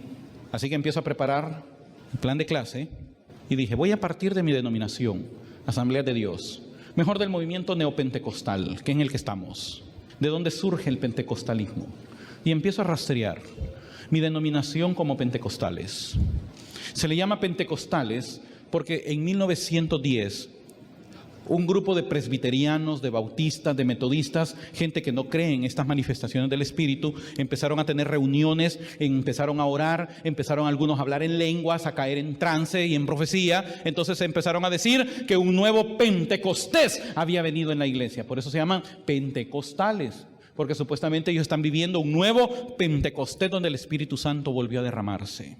Pero estos grupos comienzan a aparecer. Los bautistas, los metodistas, los presbiterianos los empiezan a expulsar de sus congregaciones por los excesos que se daban. Entonces ellos empezaron a formar sus congregaciones. Estas congregaciones después empezaron a unirse unas con otras, a formar corporaciones de congregaciones, y ahí van surgiendo las diferentes denominaciones. Iglesia de Dios, Asamblea de Dios. En El Salvador las Asambleas de Dios después se dividió y se convirtió en Príncipe de Paz. Y bueno, y ahí se han seguido dividiendo. Pero si se da cuenta, surgen de la expulsión que recibieron. Pero ¿quiénes eran, por ejemplo, los metodistas? ¿De dónde surgen los pentecostales? Los metodistas fueron fundados por los hermanos Juan y Carlos Wesley. Ellos eran sacerdotes anglicanos. Ellos empezaron a tener una predicación, un estilo de predicación diferente a lo que los anglicanos predicaban en esa época. Muy dinámica, muy enérgica, mucha conversión, mucha santidad. Y empezaron a llenar los templos, pero como los templos anglicanos eran pequeños para toda la multitud de gente que llegaba, entonces ellos empezaban a realizar sus cultos fuera del templo, del edificio. Entonces los líderes de la iglesia anglicana les llamaron la atención y les dijeron, ustedes no pueden estar haciendo eso afuera de la iglesia, tienen que hacerlo adentro del templo. Pero ellos les dijeron, es que no podemos porque la gente no cabe. Sí, pero si no lo hacen adentro, los expulsamos. Entonces los expulsaron. Y ellos fundan el metodismo. Pero si usted se da cuenta, vienen de la iglesia de Inglaterra, anglicanos.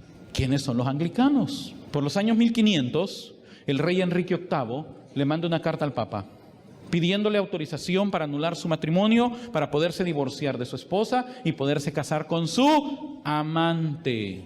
Mire qué católico que tenía amante. Pero como era el rey, ¿qué cree que le dijo el Papa? ¡No!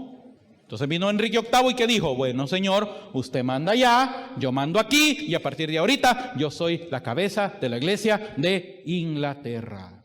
Y surge la iglesia de Inglaterra. Usted se fijó que hace poco el Papa estuvo en Inglaterra y tuvo un trato con ellos, porque ellos han mantenido algunas cosas de la iglesia. El diálogo ecuménico, cuando hablamos de ese diálogo, se refiere a estas congregaciones que todavía creen en muchos elementos de la iglesia católica. El diálogo ecuménico no es para los protestantes pentecostales, para ellos es la conversión. Para los otros grupos es ecuménico. ¿Qué quiere decir esto? Acérquense y vuelvan otra vez en paz con el Papa y con la iglesia. A los otros, conviértanse y regresen. Entonces se divide la iglesia de Inglaterra. Pero aquí viene la pregunta: ¿de dónde dijimos que se dividió la iglesia de Inglaterra? De la iglesia católica. ¿Y Lutero de dónde se divide? ¿Y Zwinglio de dónde se divide? ¿Y Calvino de dónde se divide? Entonces todos estos se dividen ¿de dónde? Entonces hay un tronco común. ¿Cuál es ese tronco común? Oh, entonces si este es el tronco, las demás son las... Entonces, ¿por qué nos dicen rameras a nosotros y no somos las ramas? Si nos vamos a llamar rameras, hay que llamarle rameras a las ramas, no al tronco. Entonces todos vienen de un tronco común, la Iglesia Católica. Entonces yo dije, ok, vamos a estudiar la Iglesia Católica. Vamos a ver en qué momento la Iglesia Católica se desvió de la ortodoxia, se desvió de la sana doctrina, cayó en la apostasía y tenemos lo que tenemos ahora. Entonces me voy a una librería católica. No quería entrar porque había una gran imagen de la Virgen de Guadalupe. Y para mí era un demonio. Pero yo antes de entrar lo reprendí. Te reprendo, demonio. Pero en fin, entré en la librería. Y le digo a la señora que trabaja ahí, ustedes tienen un libro, un manual de doctrina, donde esté toda la doctrina católica. Sí, me dijo ella, porque yo le dije de una entrada, yo no soy católico, pero necesito saber si ustedes tienen un libro donde esté toda la doctrina católica. Y ella me sacó el catecismo de la iglesia. Y le digo, aquí está todo, ahí está todo. ¿Qué otros libros me recomienda? Le dije yo. Tengo 2 libros muy buenos, me dice. Fíjate qué malintencionada esta señora, porque me fue a sacar 2 libros. Defiende tu fe del padre José Antonio Guevara y Diálogo con los protestantes del padre Amatuli. Y cuando yo vi esos 2 libros, bueno, los pagué. Y yo dije, está interesante, vamos a ver qué dicen estos, dije yo. Pero a mí el que me interesaba era el catecismo. Me lo llevé a la casa y lo empecé a leer. Tenía que preparar mi clase, todavía tenía un buen tiempo para prepararla, así que leí el catecismo completito en 2 semanas. Lo leí despacio. ¿Ya lo leyeron ustedes? ¿Completito? 2000 y tantos, ¿usted ya lo leyó completito? Gloria a Dios, al fin encuentro una católica que ya lo leyó completo. ¿Y los demás qué? ¿No lo han leído el catecismo? ¿Y no les da vergüenza? ¿Sabe por qué les debería dar vergüenza? Porque yo era pastor evangélico y yo les había leído el catecismo completito a ustedes que son los católicos, los dueños del catecismo. Y yo se los leí completo. Y cuando yo termino de leer completo el catecismo, ¿sabe qué yo dije? No están tan mal los católicos. Está bien la doctrina, está bien estos puntos. Esto no me convence y marqué algunas cosas por ahí. Purgatorio, María, Eucaristía, estas cosas, confesión. Esto no me convence. Pero todo lo demás está bien. Pero me dejó una duda. ¿Por qué si todo está bien? Porque si ese es un buen libro, yo lo encontré un buen libro de teología, a pesar de sus, entre comillas, errores, porque entonces a mí me estaban diciendo una cosa diferente a lo que yo había leído. ¿Sabe qué qué leí en el catecismo? A mí me dijeron que la Iglesia Católica no lee la Biblia, que los curas le prohíben a la gente leer la Biblia, que los curas le dicen a la gente, no lean la Biblia porque se van a hacer locos, y que la Iglesia Católica ha tenido encadenada la Biblia.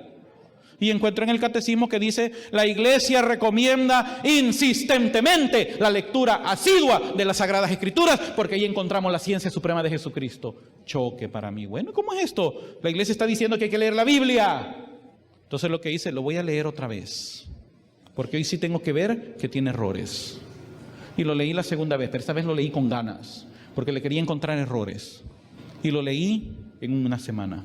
Después de la primera lectura, yo pensé que iba a ser diferente, pero no. Las cosas que yo no entendí en la primera lectura, hoy las entendí bien en la segunda. Y me empecé a preocupar, porque ¿cómo es posible? Si se supone que están equivocados y estoy entendiendo esto, tiene lógica. Lógica, estaba usando el cerebro. Lógica, entiendo todo, tiene razón. Pero yo lo voy a volver a leer porque no es posible. Tiene que haber un error aquí. No puede ser que yo me esté confundiendo. Yo reprendo al diablo que me está confundiendo ahorita. Así que lo voy a volver a leer, pero esta vez lo voy a leer con deseos de despedazarlo, encontrar los errores y hasta voy a escribir un libro que se va a llamar Destapando, Destruyendo las Mentiras Católicas. Ni me recuerdo ya cómo le iba a poner al libro. Y empiezo a leer el catecismo por segunda vez. Sigo leyendo el catecismo, lo volví a leer completito en una semana y aquí vino el problema. Yo no entendía la confesión. A mí me habían dicho que yo no me podía confesar con un hombre pecador. ¿Ya le han dicho eso a usted? ¿Que cómo me voy a ir a confesar con un hombre que es igual o peor de pecador que yo? Ellos no tienen poder para perdonar mis pecados. Pero ¿sabe qué dice San Juan capítulo 20, versículo 21 al 23? Dice San Juan capítulo 20, versículo 21 al 23, que Jesús se le aparece a sus discípulos la noche de la resurrección, les sopla, les dice reciban el Espíritu Santo y después dice a los que ustedes perdonen los pecados les quedan perdonados. Entonces ¿quién dice que no pueden si Jesús lo dice claramente? Así que ese señor que ustedes ven de negro allá, puede perdonar mis pecados porque Él actúa en persona de Cristo. Y a través de Cristo, Cristo está perdonando mis pecados, porque el día de la ordenación Él recibió ese poder. Por eso no tiene que amar y respetar a los sacerdotes, porque ellos también son como nosotros. ¿Sabía usted? ¿Sabe cuál es la diferencia entre un sacerdote, entre el Padre Víctor y yo? ¿Sabe cuál es la diferencia? En que él consagra el cuerpo de Cristo y yo no. Ya a ustedes les puedo dar galleta salada, pero él sí tiene en sus manos el poder de consagrar el cuerpo de Cristo y de perdonar mis pecados. Pero es un humano como yo, tentaciones como yo, pruebas como yo. Por eso tenemos que orar por ellos. Yo les decía anoche en Santiago, si el diablo me bota a mí, ¿qué logra? Me destruye a mí, daña a mi familia, pero no logró nada con ustedes. Pero si bota al sacerdote, ¿qué logra? Cuánto daño no hace. ¿Por qué? Porque si logra votar al sacerdote, ¿quién nos va a dar el pan que nos da la vida eterna? ¿Quién nos lo va a dar? Por eso nunca hay que olvidar de orar y de rezar por ellos. María, la bendita entre las mujeres. Cuando el ángel la saluda, ¿cómo le dice el ángel? Salve, muy favorecida. Pero ¿sabe cómo se dice? Ave María, gracia plena. El ave, ¿sabe qué significaba? Era un saludo. ¿A quiénes se les daba ese saludo? ¿A quiénes? A los reyes, solamente a los reyes. Cuando saludaban al César, ¿cómo le decían? Pero solo le decían, Ave César. ¿Cómo hacían? Ave César. Cuando el ángel se le aparece a María, ¿cómo creen que la saluda? Ave María. Y la saluda como reina. Y María se queda asustada. Porque es lo que dice el Evangelio. Porque dice la Biblia claramente que María se quedó asombrada y quedó pensando, ¿qué tipo de saludo es este? Entre paréntesis, me está saludando como reina. ¿Sabe por qué la estaba saludando como reina? Porque ella estaba a punto de convertirse en la mamá del Rey de Reyes y Señor de Señores. Por consiguiente, es la reina del cielo, de la tierra y de todo lo creado. No es una demonia. Madre de Dios, Teotocos. Dios no tiene madre. ¿Ustedes creen que Jesús es Dios? Entonces, ¿quién es la mamá de Jesús? Entonces, si María es la mamá de Jesús y Jesús es Dios, María es la mamá de ¿quién, hermanos? De Dios hecho hombre. Entonces, es la madre de Dios. Y por eso le podemos decir a ella, Madre de Dios y Madre nuestra. ¿Por qué le decimos a ella Madre nuestra? ¿Porque es la madre de la iglesia? ¿Cómo entendemos eso? Muy sencillo. ¿Ella es su niña? Cuando nació solo nació la cabeza y usted le fue a buscar un cuerpo. ¿Nació completa? ¿Hay algún caso donde solo nace la cabeza y usted le busca un cuerpo para enroscarlo? ¿Verá que nacen completos? Ahora, ¿qué dice San Pablo? Cristo es la cabeza de la iglesia, que es su cuerpo. Entonces nosotros somos el cuerpo de Cristo. Él es la cabeza, la iglesia es su cuerpo, la plenitud de aquel que lo llena todo en todo. Entonces, cuando Jesús nace, ¿nace solo la cabeza de Jesús? ¿O nace el cuerpo? Entonces, así como nació la cabeza y el cuerpo, espiritualmente nació Jesús, la cabeza de la iglesia. Espiritualmente ese día nacimos todos nosotros de María Santísima. Por eso también es Madre nuestra. Somos hijos de María. María no dio su sangre por nosotros. Ella no nos salva. Es cierto, no nos salva. El único que nos da la salvación es Cristo. Lo dice claramente la palabra de Dios y el catecismo. El único que nos da la salvación es Cristo. Oh, pero María no dio su sangre por nosotros. ¿Dios tiene sangre, hermanos? ¿Sí? Fíjese que no. Porque Jesús dijo claramente, Dios es espíritu. ¿Han leído que Jesús así dijo? Y los que lo adoran tienen que adorarlo en espíritu y en verdad. Pero mire, aquí viene la clave. Uno tiene que leer la Biblia y entender las claves. Dios es espíritu. Pero después dice Jesús en otra parte, cuando se le aparece a los discípulos, ¿y por qué tienen miedo? Después de su resurrección, Un espíritu no tiene cuerpo y huesos como ustedes ven que yo tengo. ¿Qué es lo que entendemos ahí? Que el espíritu es incorpóreo. Entonces, si Dios es espíritu, no tiene cuerpo, tampoco tiene sangre. Entonces, para poder tener cuerpo y tener sangre, ¿qué necesitó? Necesitó una mujer. Por eso dice San Pablo en Gálatas que en el tiempo ya consumado, Dios envió a su Hijo nacido de mujer. ¿Dios es poderoso? ¿Todopoderoso? ¿Hay algo imposible para Él? Dos cosas no puede hacer. En todo su poder hay dos cosas que no ha podido hacer. ¿Sabe cuáles son? Una, mentir. ¿Puede Dios mentir? Entonces no puede hacer algo. Y segundo, ¿pudo chasquear sus dedos y hacerse humano? Necesitó de María. Pero aquí viene un problema. Todos los seres humanos nacemos con la mancha de pecado original. Entonces, al nacer Jesús de una mujer con mancha de pecado, ¿cómo iba a ser el cuerpo humano de Jesús? Manchado de... Entonces no podía ser el Cordero de Dios, puro, santo, inmaculado, que quita el pecado del mundo. Para que pudiera ser así, tenía que ser Jesús un cuerpo sin mancha. Pero si nacía de una mujer, de una humana, marcada por el pecado, entonces su cuerpo iba a nacer también marcado, y no es congruente. Dice el libro de la sabiduría, capítulo 1, por eso lo han quitado, que el Espíritu Santo no puede entrar en un cuerpo manchado por el pecado. Entonces era necesario hacer algo. ¿Y qué hizo Dios con María? La preservó de toda mancha de pecado original desde el momento mismo de su concepción. Cuando se hunde la célula de Joaquín con la de Ana, porque María no fue concebida por el Espíritu Santo, como le dicen a uno ya. Ella nació normalmente como todos. Pero cuando se da esa situación, Dios la preserva en el momento mismo de su concepción. Por eso ese dogma se llama la Inmaculada Concepción de María. Fue concebida sin mancha de pecado original. Pura, santa, limpia. No podía tener mancha de pecado, porque entonces Jesús hubiera nacido con mancha de pecado. Entonces Dios la preserva. Y la preserva de concupiscencia también.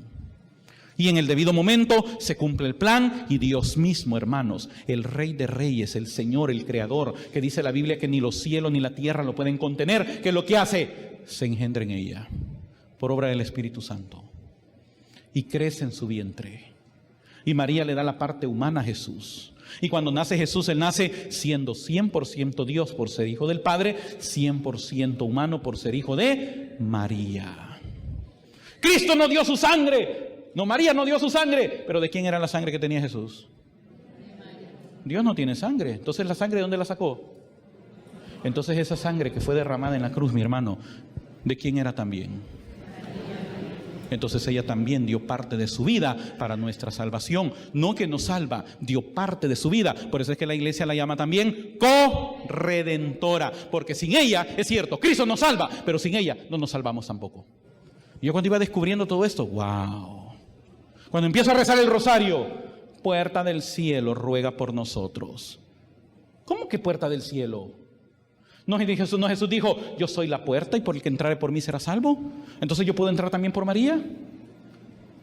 Si la Biblia y el Catecismo dicen, no hay otro nombre bajo el cielo dado a los hombres por el cual podemos ser salvos, solamente Cristo. Lo dice la Biblia, lo dice el Catecismo. Entonces, ¿por qué a María la llamamos puerta del cielo? Es muy sencillo. Jesús dijo, yo soy la puerta, el que por mí entrare será salvo. María es la puerta del cielo porque a través de Cristo nosotros entramos al cielo. A través de María el cielo entró a nosotros. Cuando el Verbo se hizo carne. Yo iba quedando espantado con todo esto, hermanos. Pero el punto álgido, el punto fuerte fue la Eucaristía. ¿Está Cristo realmente presente aquí o solo es una galleta como la que yo le daba a los hermanos? Que la mía tenía más sabor porque era salada. Entonces, ¿está o no está? Pero para mí era un símbolo. A mí me habían dicho que era un invento, que representaba. Pero ¿qué dice la Biblia? Mateo 26, 26. Y mientras comían, tomó Jesús el pan, bendijo, lo partió y dio a sus discípulos y dijo, tomad, comed, esto es mi... ¿A dónde dice que representa? Y lo estoy leyendo en la Reina Valera, que conste. Esto lo dice la Reina Valera. Tomad, comed, esto es mi cuerpo. Marcos 14:22. Y mientras comían, Jesús tomó pan, bendijo, lo partió y les dio diciendo: tomad, esto es mi cuerpo.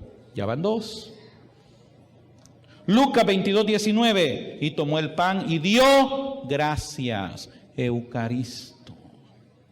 La palabra Eucaristía aparece en Lucas en griego. Traducido al español es: dio gracias. Cuando le digan a uno, a usted, la Eucaristía no sale en la Biblia. ¿Cómo no sale? Pero en español, búscala en griego y ahí te aparece. Y bendijo, lo partió y le dio diciendo: tomad, esto es mi cuerpo. Van tres. ¿Qué es lo que dice Juan? Yo soy el pan de vida. Vuestros padres, eso está en San Juan capítulo 6, versículo 48 al 58. Vuestros padres comieron el maná en el desierto y murieron. Este es el pan que baja del cielo. Si alguno comiere de este pan, dice Jesús, y la palabra que ocupa es fago, morder, arrancar con los dientes, masticar. Eso está diciendo Jesús. Si usted viene y me agarra a mí y me muerde un pedazo de brazo y usted me muerde otro pedazo y usted me pega una mordida por acá, pero tiene que arrancarme la piel, la carne y masticarla. Tiene que morderme y muérdame por aquí y arránqueme pedazos y empiece a masticarlos. Eso está diciendo Jesús. Eso es lo que significa la palabra comer aquí en el original. El que comiere, alguno comiere de este pan, vivirá para siempre. Y el pan que yo daré es mi carne, la cual yo daré por la vida del mundo. ¿Qué le dicen a uno? No, es que Jesús estaba hablando simbólicamente de comérselo a él. Si eso fuera cierto, ¿por qué está el versículo 52 ahí? ¿Qué es lo que dice el versículo 52? Entonces los judíos contendían entre sí diciendo: ¿cómo puede este darnos a comer su carne? ¿Qué significa eso? Que los judíos entendieron que Jesús no estaba hablando simbólicamente, estaba hablando literalmente de agarrarlo a mordidas a él y comerlo. Pero a partir de ahí ahora Jesús cambia la palabra. Viene ahora Jesús y le dice: de cierto os digo, si no coméis. Ahora ocupa trogo. ¿Qué es esa palabra? Engullir, tragar, digerir. Y cuando usted digiere su alimento, ¿qué es lo que pasa en su cuerpo? Su cuerpo absorbe los nutrientes para que su cuerpo pueda tener vida y energía. Ahora está diciendo: si usted no traga mi carne, no la hace parte de usted. Si no coméis la carne del Hijo del Hombre y bebéis su sangre, no tenéis vida en vosotros. El que come mi carne y bebe mi sangre tiene vida. Pero aquí hay un problema. Dice: el que come mi carne y bebe mi sangre tiene ¿qué? Ahora pongamos lo negativo. El que no come mi carne y no bebe mi sangre, ¿tiene vida eterna? ¿Sí o no? No. Porque dice claramente: el que come mi carne, y si lo ponemos negativo, el que no come mi carne y no bebe mi sangre, no tiene vida eterna. Ese es el problema que corren muchos católicos hoy, que les encanta más estar embarrados en el pecado y no venir y estar en gracia de Dios para recibir el cuerpo de Cristo. ¿Usted cree que se va a salvar de esa manera? Si dice claramente: este es el pan que da vida eterna. El que no come de este pan, sorry mi hermano. Lo está diciendo Jesús claramente. ¿O lo estoy diciendo yo? Es un invento mío. Claramente dijo Jesús: el que no come mi carne, o el que come mi carne y bebe mi sangre, ese es el que tiene vida eterna. Por eso, si usted está en esa situación, vea cómo la resuelve pronto. Y San Pablo en 1 Corintios 11:24, que era la cita que yo leía cuando celebrábamos la Santa Cena, poníamos una mesa enfrente, abajo del púlpito, poníamos las galletas saladas, las copitas de uva, y luego leí esta cita, las repartíamos, y luego leía esta cita de yo recibí del Señor lo que os he enseñado, que el Señor Jesús, la noche que fue entregado, tomó pan, y habiendo dado gracias, lo partió y les dijo: tomad, comed, esto es mi cuerpo. San Pablo lo dice claramente. Entonces, después de entender esto, quiere decir que Cristo no es un símbolo, el pan no es un símbolo. Realmente Cristo habló que ese pan es su cuerpo. Pero como el perjuicio es más grande que la verdad, muchas veces el perjuicio es más grande que la verdad, porque aunque yo esté entrando en la verdad y conozca la verdad, pero como tengo el prejuicio hacia la Iglesia Católica, yo no me voy a ir a meter a la Iglesia Católica. Pero para mí era un choque todo esto. Entonces yo tenía que entender, yo quería entender. Así que yo pensé: bueno, si esto es cierto, el único lugar que yo tengo para poder ver en qué momento ocurre esto, ¿sabe dónde era? La misa. Y me voy para misa. Cuando tenía 16 años y me fui para el primer culto, me fui de escondidas de mi mamá. Esta vez me fui de escondidas de mi esposa. Mi esposa era bien evangélica. Aunque yo le decía la broma, quizás no sos convertida porque te veo cosas raras, le decía ella. Pero ella tenía más años que yo de ser evangélico. A los 10 años mi suegro cambia de religión.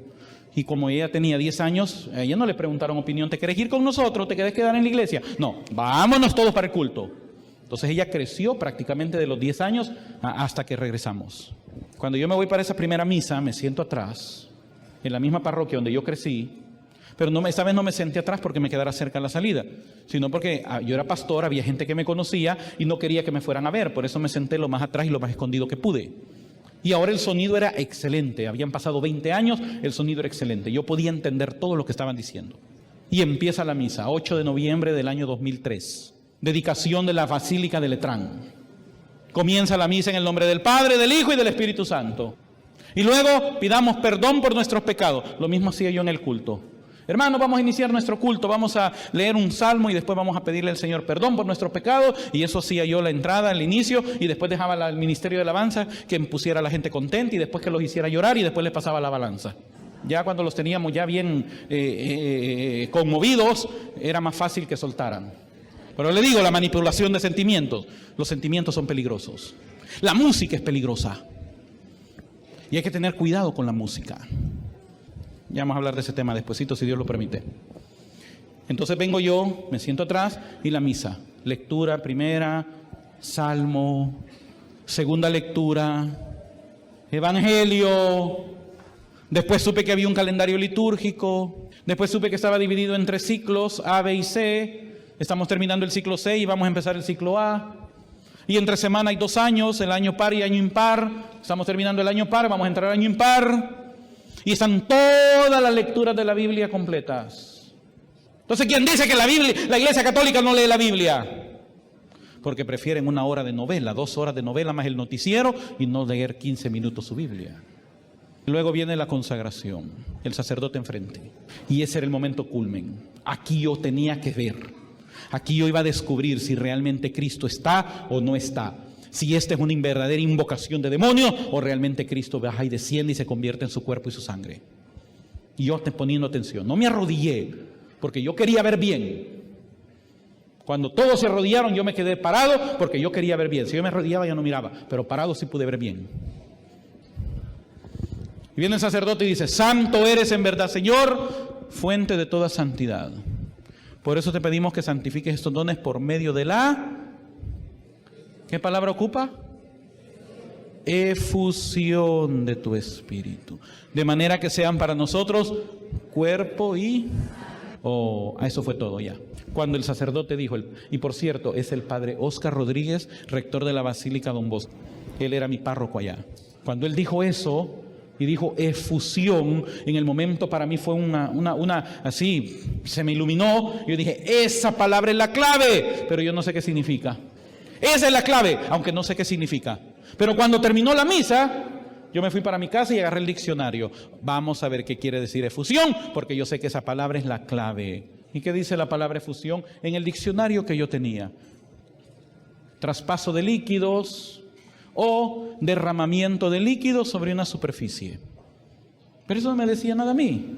Pero mire el ejemplo que habían puesto en el diccionario. Usted toma una esponja, fíjese qué providencial el que escribió eso. Lo escribió para que mi mente protestante entendiera. Usted toma una esponja, la pone, agarra una jarra de agua y hace una efusión de agua sobre la esponja. Entra la efusión, el derramamiento de ese líquido sobre la esponja. ¿Qué ocurre con la esponja?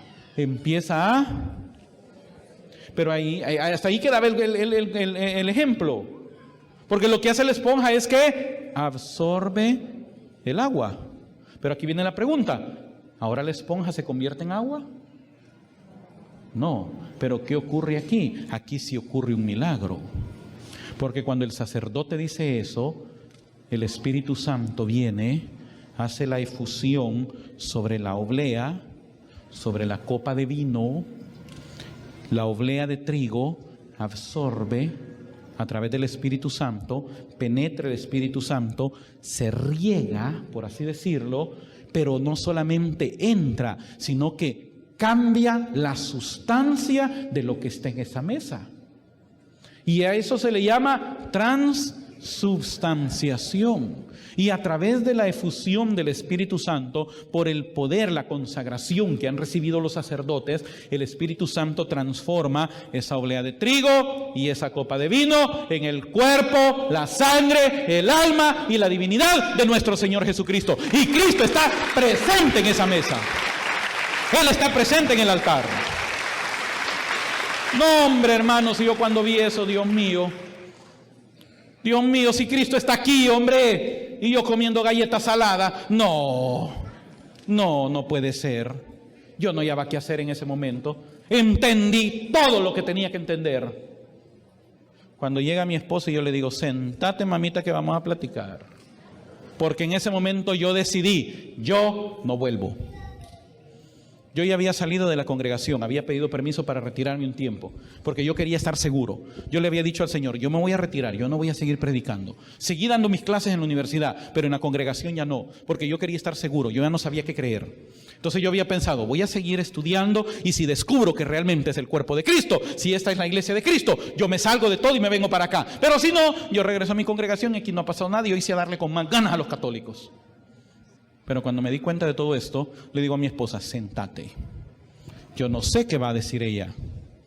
Y le empiezo a decir, mira, fíjate que aquí dice, y le saqué el catecismo, le saqué mi Biblia, le saqué mis notas, y le empecé a dar una clase de teología a ella.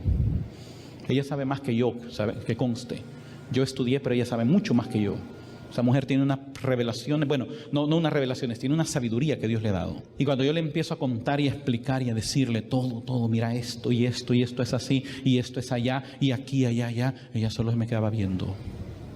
Y yo no hallaba cómo aterrizar. Por último le dijo, ¿sabes qué? Este es el cuerpo y la sangre de Cristo. Realmente Cristo está aquí. Este es el cuerpo de Cristo. ¿Y sabes qué? Aquí venía lo duro. Yo me voy a regresar a la Iglesia Católica. No sé vos. Y me va contando, yo no sé, yo le mandé un correo anoche que lo podía escuchar esto por internet, no sé si lo está oyendo ahorita. Pero le voy a contar lo que me confiesa esa mujer, infiel. Me va confesando en infidelidad, lo que menos me esperaba yo. Te voy a contar algo, me dijo. Por un año, cuando te vas para la universidad a dar clases, yo me voy para otro lado. Y se iba a ver con otro. ¿Y yo qué? ¿Sabes con quién me voy a ver? Me voy a ver con Jesús en la Eucaristía. Porque me voy para la parroquia que está a la vuelta a pedirle al Señor, Señor, ilumina a mi esposo para que nos podamos venir para esta iglesia otra vez y ya no nos volvamos a ir. ¡Al fin entendiste!, me dijo ella. ¡Al fin! Hermanos, esa mujer infiel, en lo que yo estaba dando mis grandes cátedras de teología a los pastores en la universidad, ella estaba de rodillas ante un sagrario. Señor, ilumina a mi esposo que nos vengamos para acá. Dese cuenta qué mujer más tremenda. Un año pasó orando por eso. Cuando yo le dije eso, ella me dijo, andate a hablar con el padre y ve qué te dice. Como eso fue sábado en la noche, el lunes en la mañana yo voy donde el padre Joaquín Montero, ahí en la parroquia, María Auxiliadora. Vengo y le llevé esto. Y esto se los traigo a enseñar para que vean que es verdad. Este carnet, esa fue la última credencial que a mí me dieron como pastor.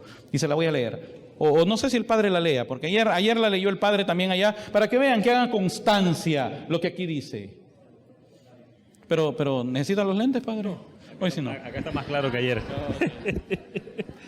Dice, la Conferencia Evangélica de las Asambleas de Dios de El Salvador, licencia número 626, extiende la presente licencia como pastor exhortador a Salvador Francisco M. Lara.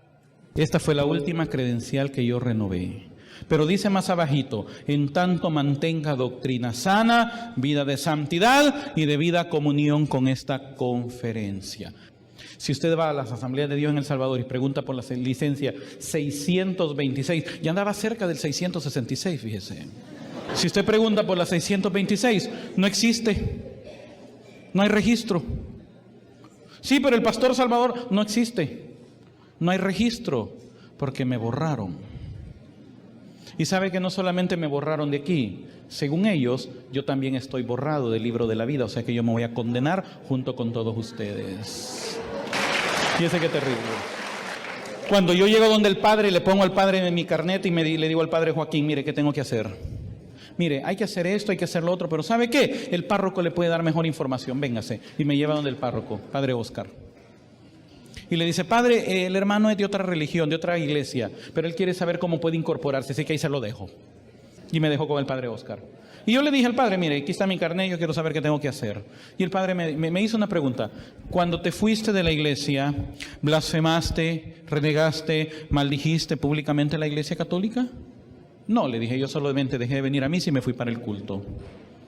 Ah, pues lo tuyo se puede resolver, pero hay que cumplir requisitos. Primer requisito, tenés que confesarte por los 20 años que estuviste afuera. Segundo requisito, tenés que bautizar a tus hijos, porque ellos no eran bautizados. Mi hijo tenía 7, mi niña tenía 1. 8 tenía mi hijo y mi niña tenía 1. Y tercer requisito, hoy sí voy a ir a comulgar. Pues si yo me confieso, comulgo, ¿verdad? Y me dice que no. Abstenete de la Eucaristía. Pero ¿y yo por qué? Si eso es lo que más estaba deseando. Yo estaba deseando ya solo ir a confesarme para poder ir a la primer misa, para poder ir a comulgar. Y me dice el Padre que no, cuidadito con eso. No vayas a comulgar hasta que no tengas el sacramento del matrimonio. Oh, Padre, permítame. Yo estoy casado. No estás casado. Claro que sí. No, yo todavía de rebelde. Porque lo que vos tenés es una ceremonia. Aquí es un sacramento. Y mientras no tengas el sacramento, no estás en gracia de Dios. No podés comulgar. Y me complicó. Porque ahora para poder comulgar me tenía que ir a casar. Otra vez. Y con la misma.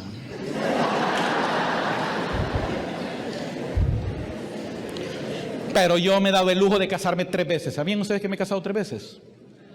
3 veces. Y con la misma. Porque me casé por lo civil, me casé por la iglesia evangélica y en el año de 2004, mes de noviembre, me casé por la iglesia católica. 3 veces y con la misma. Y me volviera a casar. Pero mejor así, dejémoslo. Todo eso fue en noviembre del 2003. En el mes de abril del 2004 bautizamos a nuestros hijos. Yo ya había pasado por la confesión. En el mes de noviembre, después de varias catequesis, de varios meses de estar orando, en lucha, en discernimiento, aprendiendo, estudiando, ese día en una ceremonia que hubo colectiva, recibimos con mi esposa el sacramento del matrimonio. Pero antes de eso, el Padre nos sacó de la fila donde estaba y nos puso al frente y dijo, estos hermanos que están aquí están pidiendo incorporarse a nuestra comunidad. Él ha sido pastor de otra denominación. Dijo, la gente se puso contenta ahí. Pero ahora él está pidiendo incorporarse y vamos a hacer una breve ceremonia antes de dar paso al sacramento. Y sacó un librito y me dijo, ¿renuncias a toda fe que no sea la fe católica? Y yo dije, sí, renuncio. Y ese día corté con la mentira y la falsedad. Y fue tan poderosa esa oración. Y después de eso, el sacramento del matrimonio. Y después de eso, lo que yo había estado esperando. Cuando pasa el Padre Oscar, saca la hostia y me dice, el cuerpo de Cristo. Y yo... amén. Y después de 21 años, mis hermanos, de comer galleta salada, volví a recibir el cuerpo, sangre, alma y divinidad de Cristo. Y Cristo y yo volvimos a ser uno. Perfecto en unidad. Yo en Él en mí y nosotros juntos. Porque cuando comemos del mismo pan, estamos comiendo del mismo cuerpo. También nosotros nos estamos haciendo uno con Él, uno en Cristo, Cristo en nosotros y uno entre nosotros. La perfección de la unidad. Un solo Señor, un solo pan, un solo Espíritu, una sola fe, un solo bautismo, un solo Señor. La iglesia es una. Y a partir de ahí, mis hermanos, todo salió bien. Amén. ¿Usted cree eso? No, mi hermano. Ahora venía lo bueno. ¿Qué cree que hicieron cuando se dieron cuenta los de allá? Primero me echaron de la universidad porque yo ya no podía seguir dando clases porque ya no compartía la misma fe. Y me quedo sin trabajo. Y luego le fui a pedir donde vivir a mi mamá. Y mi mamá me dijo que no.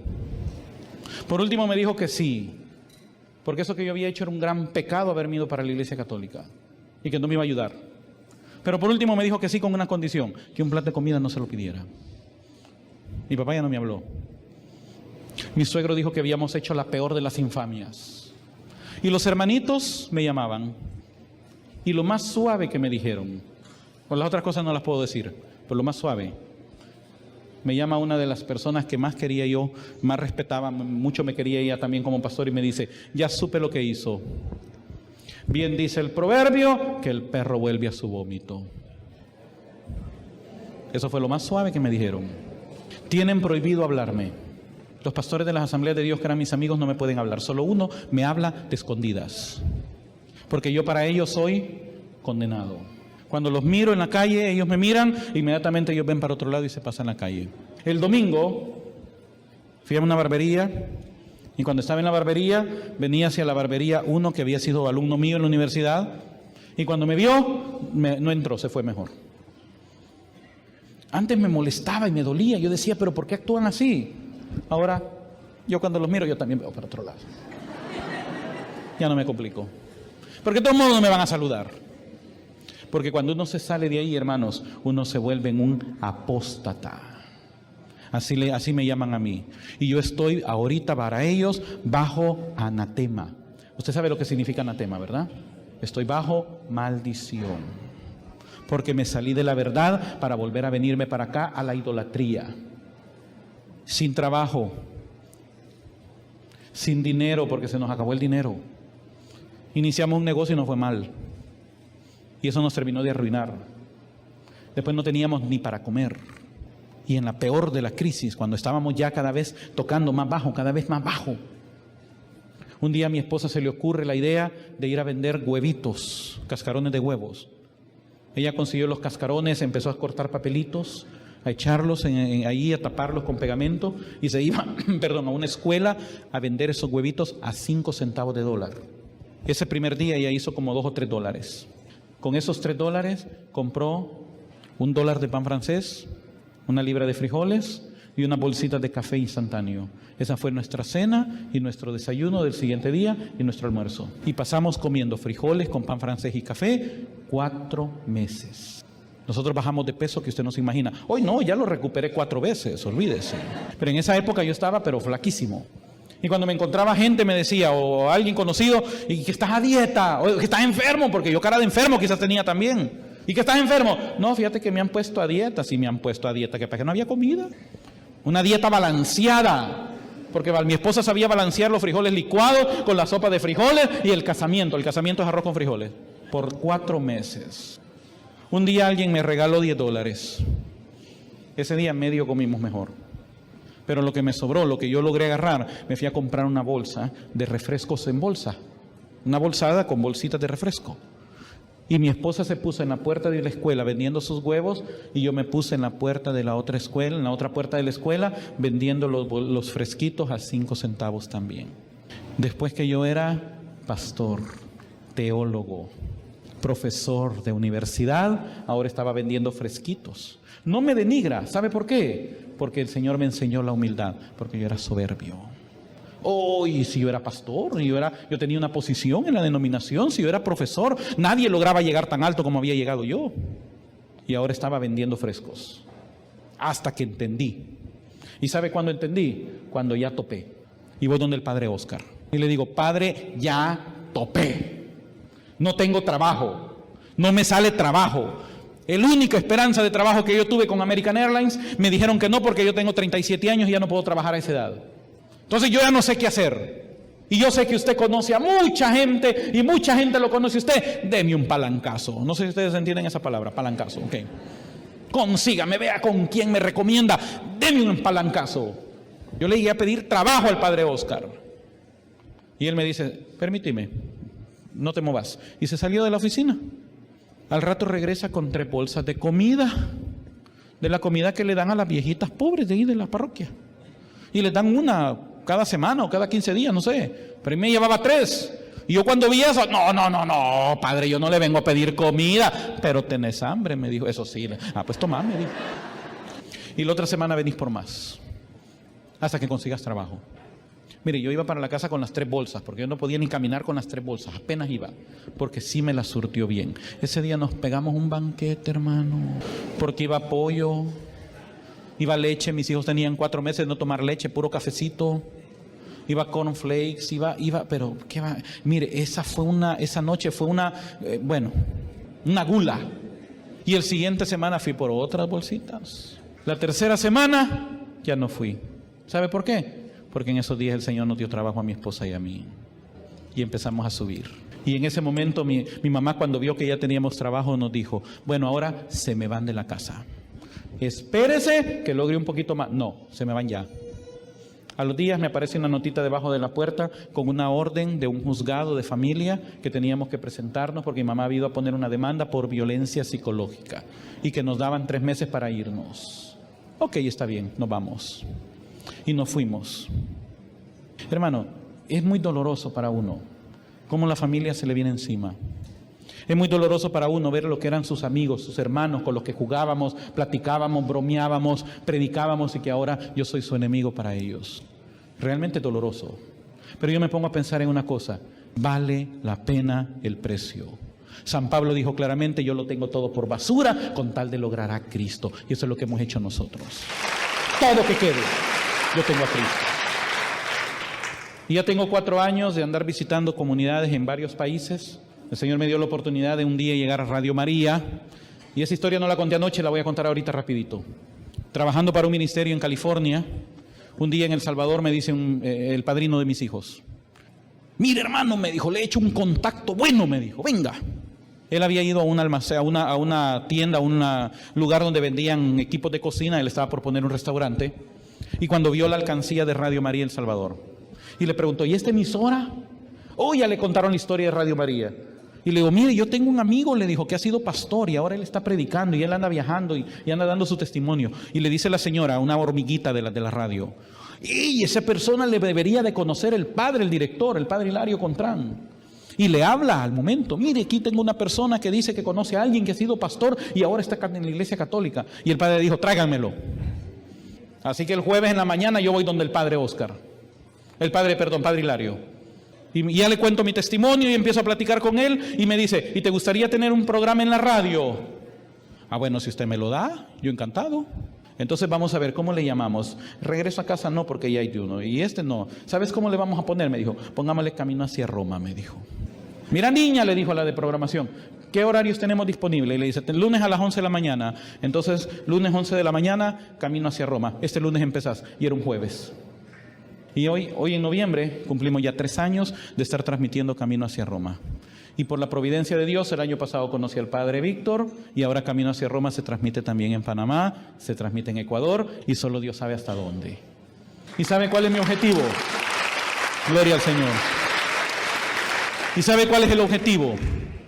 Hermanos, enseñarles a ustedes y confirmarme yo que Cristo fundó una sola iglesia, una, sobre Pedro.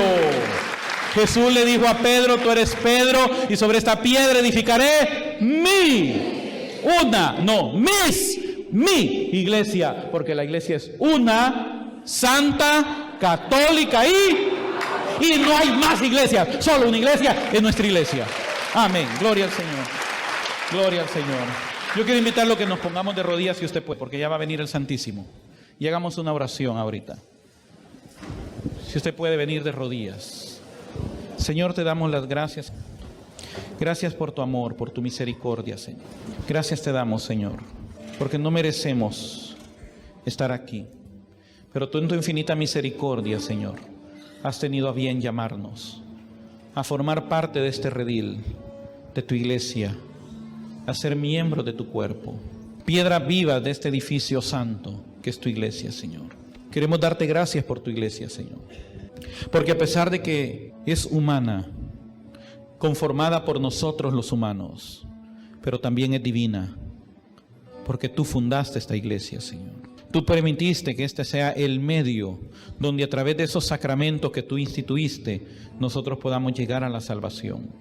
Por eso yo quiero pedir por toda la iglesia, comenzando por nuestro Papa, para que tú le ayudes, lo ilumines, le des siempre ese celo apostólico que le permita a él mantenerse como el pastor supremo de nuestra iglesia, por todos los obispos, especialmente por el obispo de esta diócesis, para que tú le des también ese celo apostólico, ese amor, esa entrega, por esa vocación santa que recibió de llegar a ser uno de los sucesores de los apóstoles, para que mantenga en alto ese depósito de la fe que le fue confiado el día de su ordenación, cuando tú lo elegiste para que sucediera a uno de tus 12 apóstoles, Señor.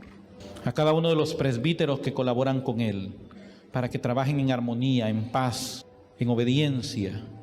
Y por cada uno de nosotros, Señor, para que también, Señor, juntos, en obediencia al presbítero de esta parroquia, los presbíteros que nos administran, que nos pastorean, nosotros podamos trabajar juntos en extender este reino que tú has encomendado a cada uno de nosotros, Señor. Perdónanos por la indiferencia que hemos tenido hacia la iglesia, Señor. Perdónanos, Señor, por la indiferencia que hemos tenido hacia ti, por no querer formarnos, por no querer conocer esta doctrina santa revelada en tu palabra y en la tradición. Ayúdanos, Señor, a amar plenamente esta enseñanza que tú has transmitido en tu iglesia por más de 2000 años, Señor, para que podamos entender y estar seguros que esta es tu única iglesia. Gracias porque estás presente con nosotros. Gracias porque nos alimentas con tu cuerpo y tu sangre, tu presencia real en medio de nosotros. Gracias por el Espíritu que nos diste el día de nuestro bautismo. Gracias por los sacramentos que nos han dado ese caminar de vida eterna. Por el sacramento de la reconciliación que nos pone en paz contigo y con la iglesia. Damos gracias, Señor, por la fe que hemos recibido. Y esta noche yo te quiero pedir por mis hermanos que se han ido, que equivocaron su camino, para que tú tengas misericordia de ellos, Señor. Para que tú puedas hacerles entender como me hiciste entender a mí. Y para aquellos, Señor, que ya entendieron, pero que su prejuicio es más grande que su fe, que su verdad, para que puedan quitarse ese prejuicio y también puedan dejar todo, no importa el precio, aunque es alto, pero puedan venir y estar en la verdad plena, en la verdad completa de tu iglesia, Señor. También te pedimos por lo que nos escuchan, Señor, a través de la radio, a través del internet, Señor, y que últimamente han sentido que su fe ha decaído, que ya no sienten alegría de estar en la iglesia, que no entienden la iglesia, que no entienden esta fe. Para que tú les des, así como dice San Pablo, ese espíritu de sabiduría y de revelación en el conocimiento tuyo, Señor, y puedan entender y puedan disfrutar y puedan deleitarse, Señor, en esta única verdad que tenemos.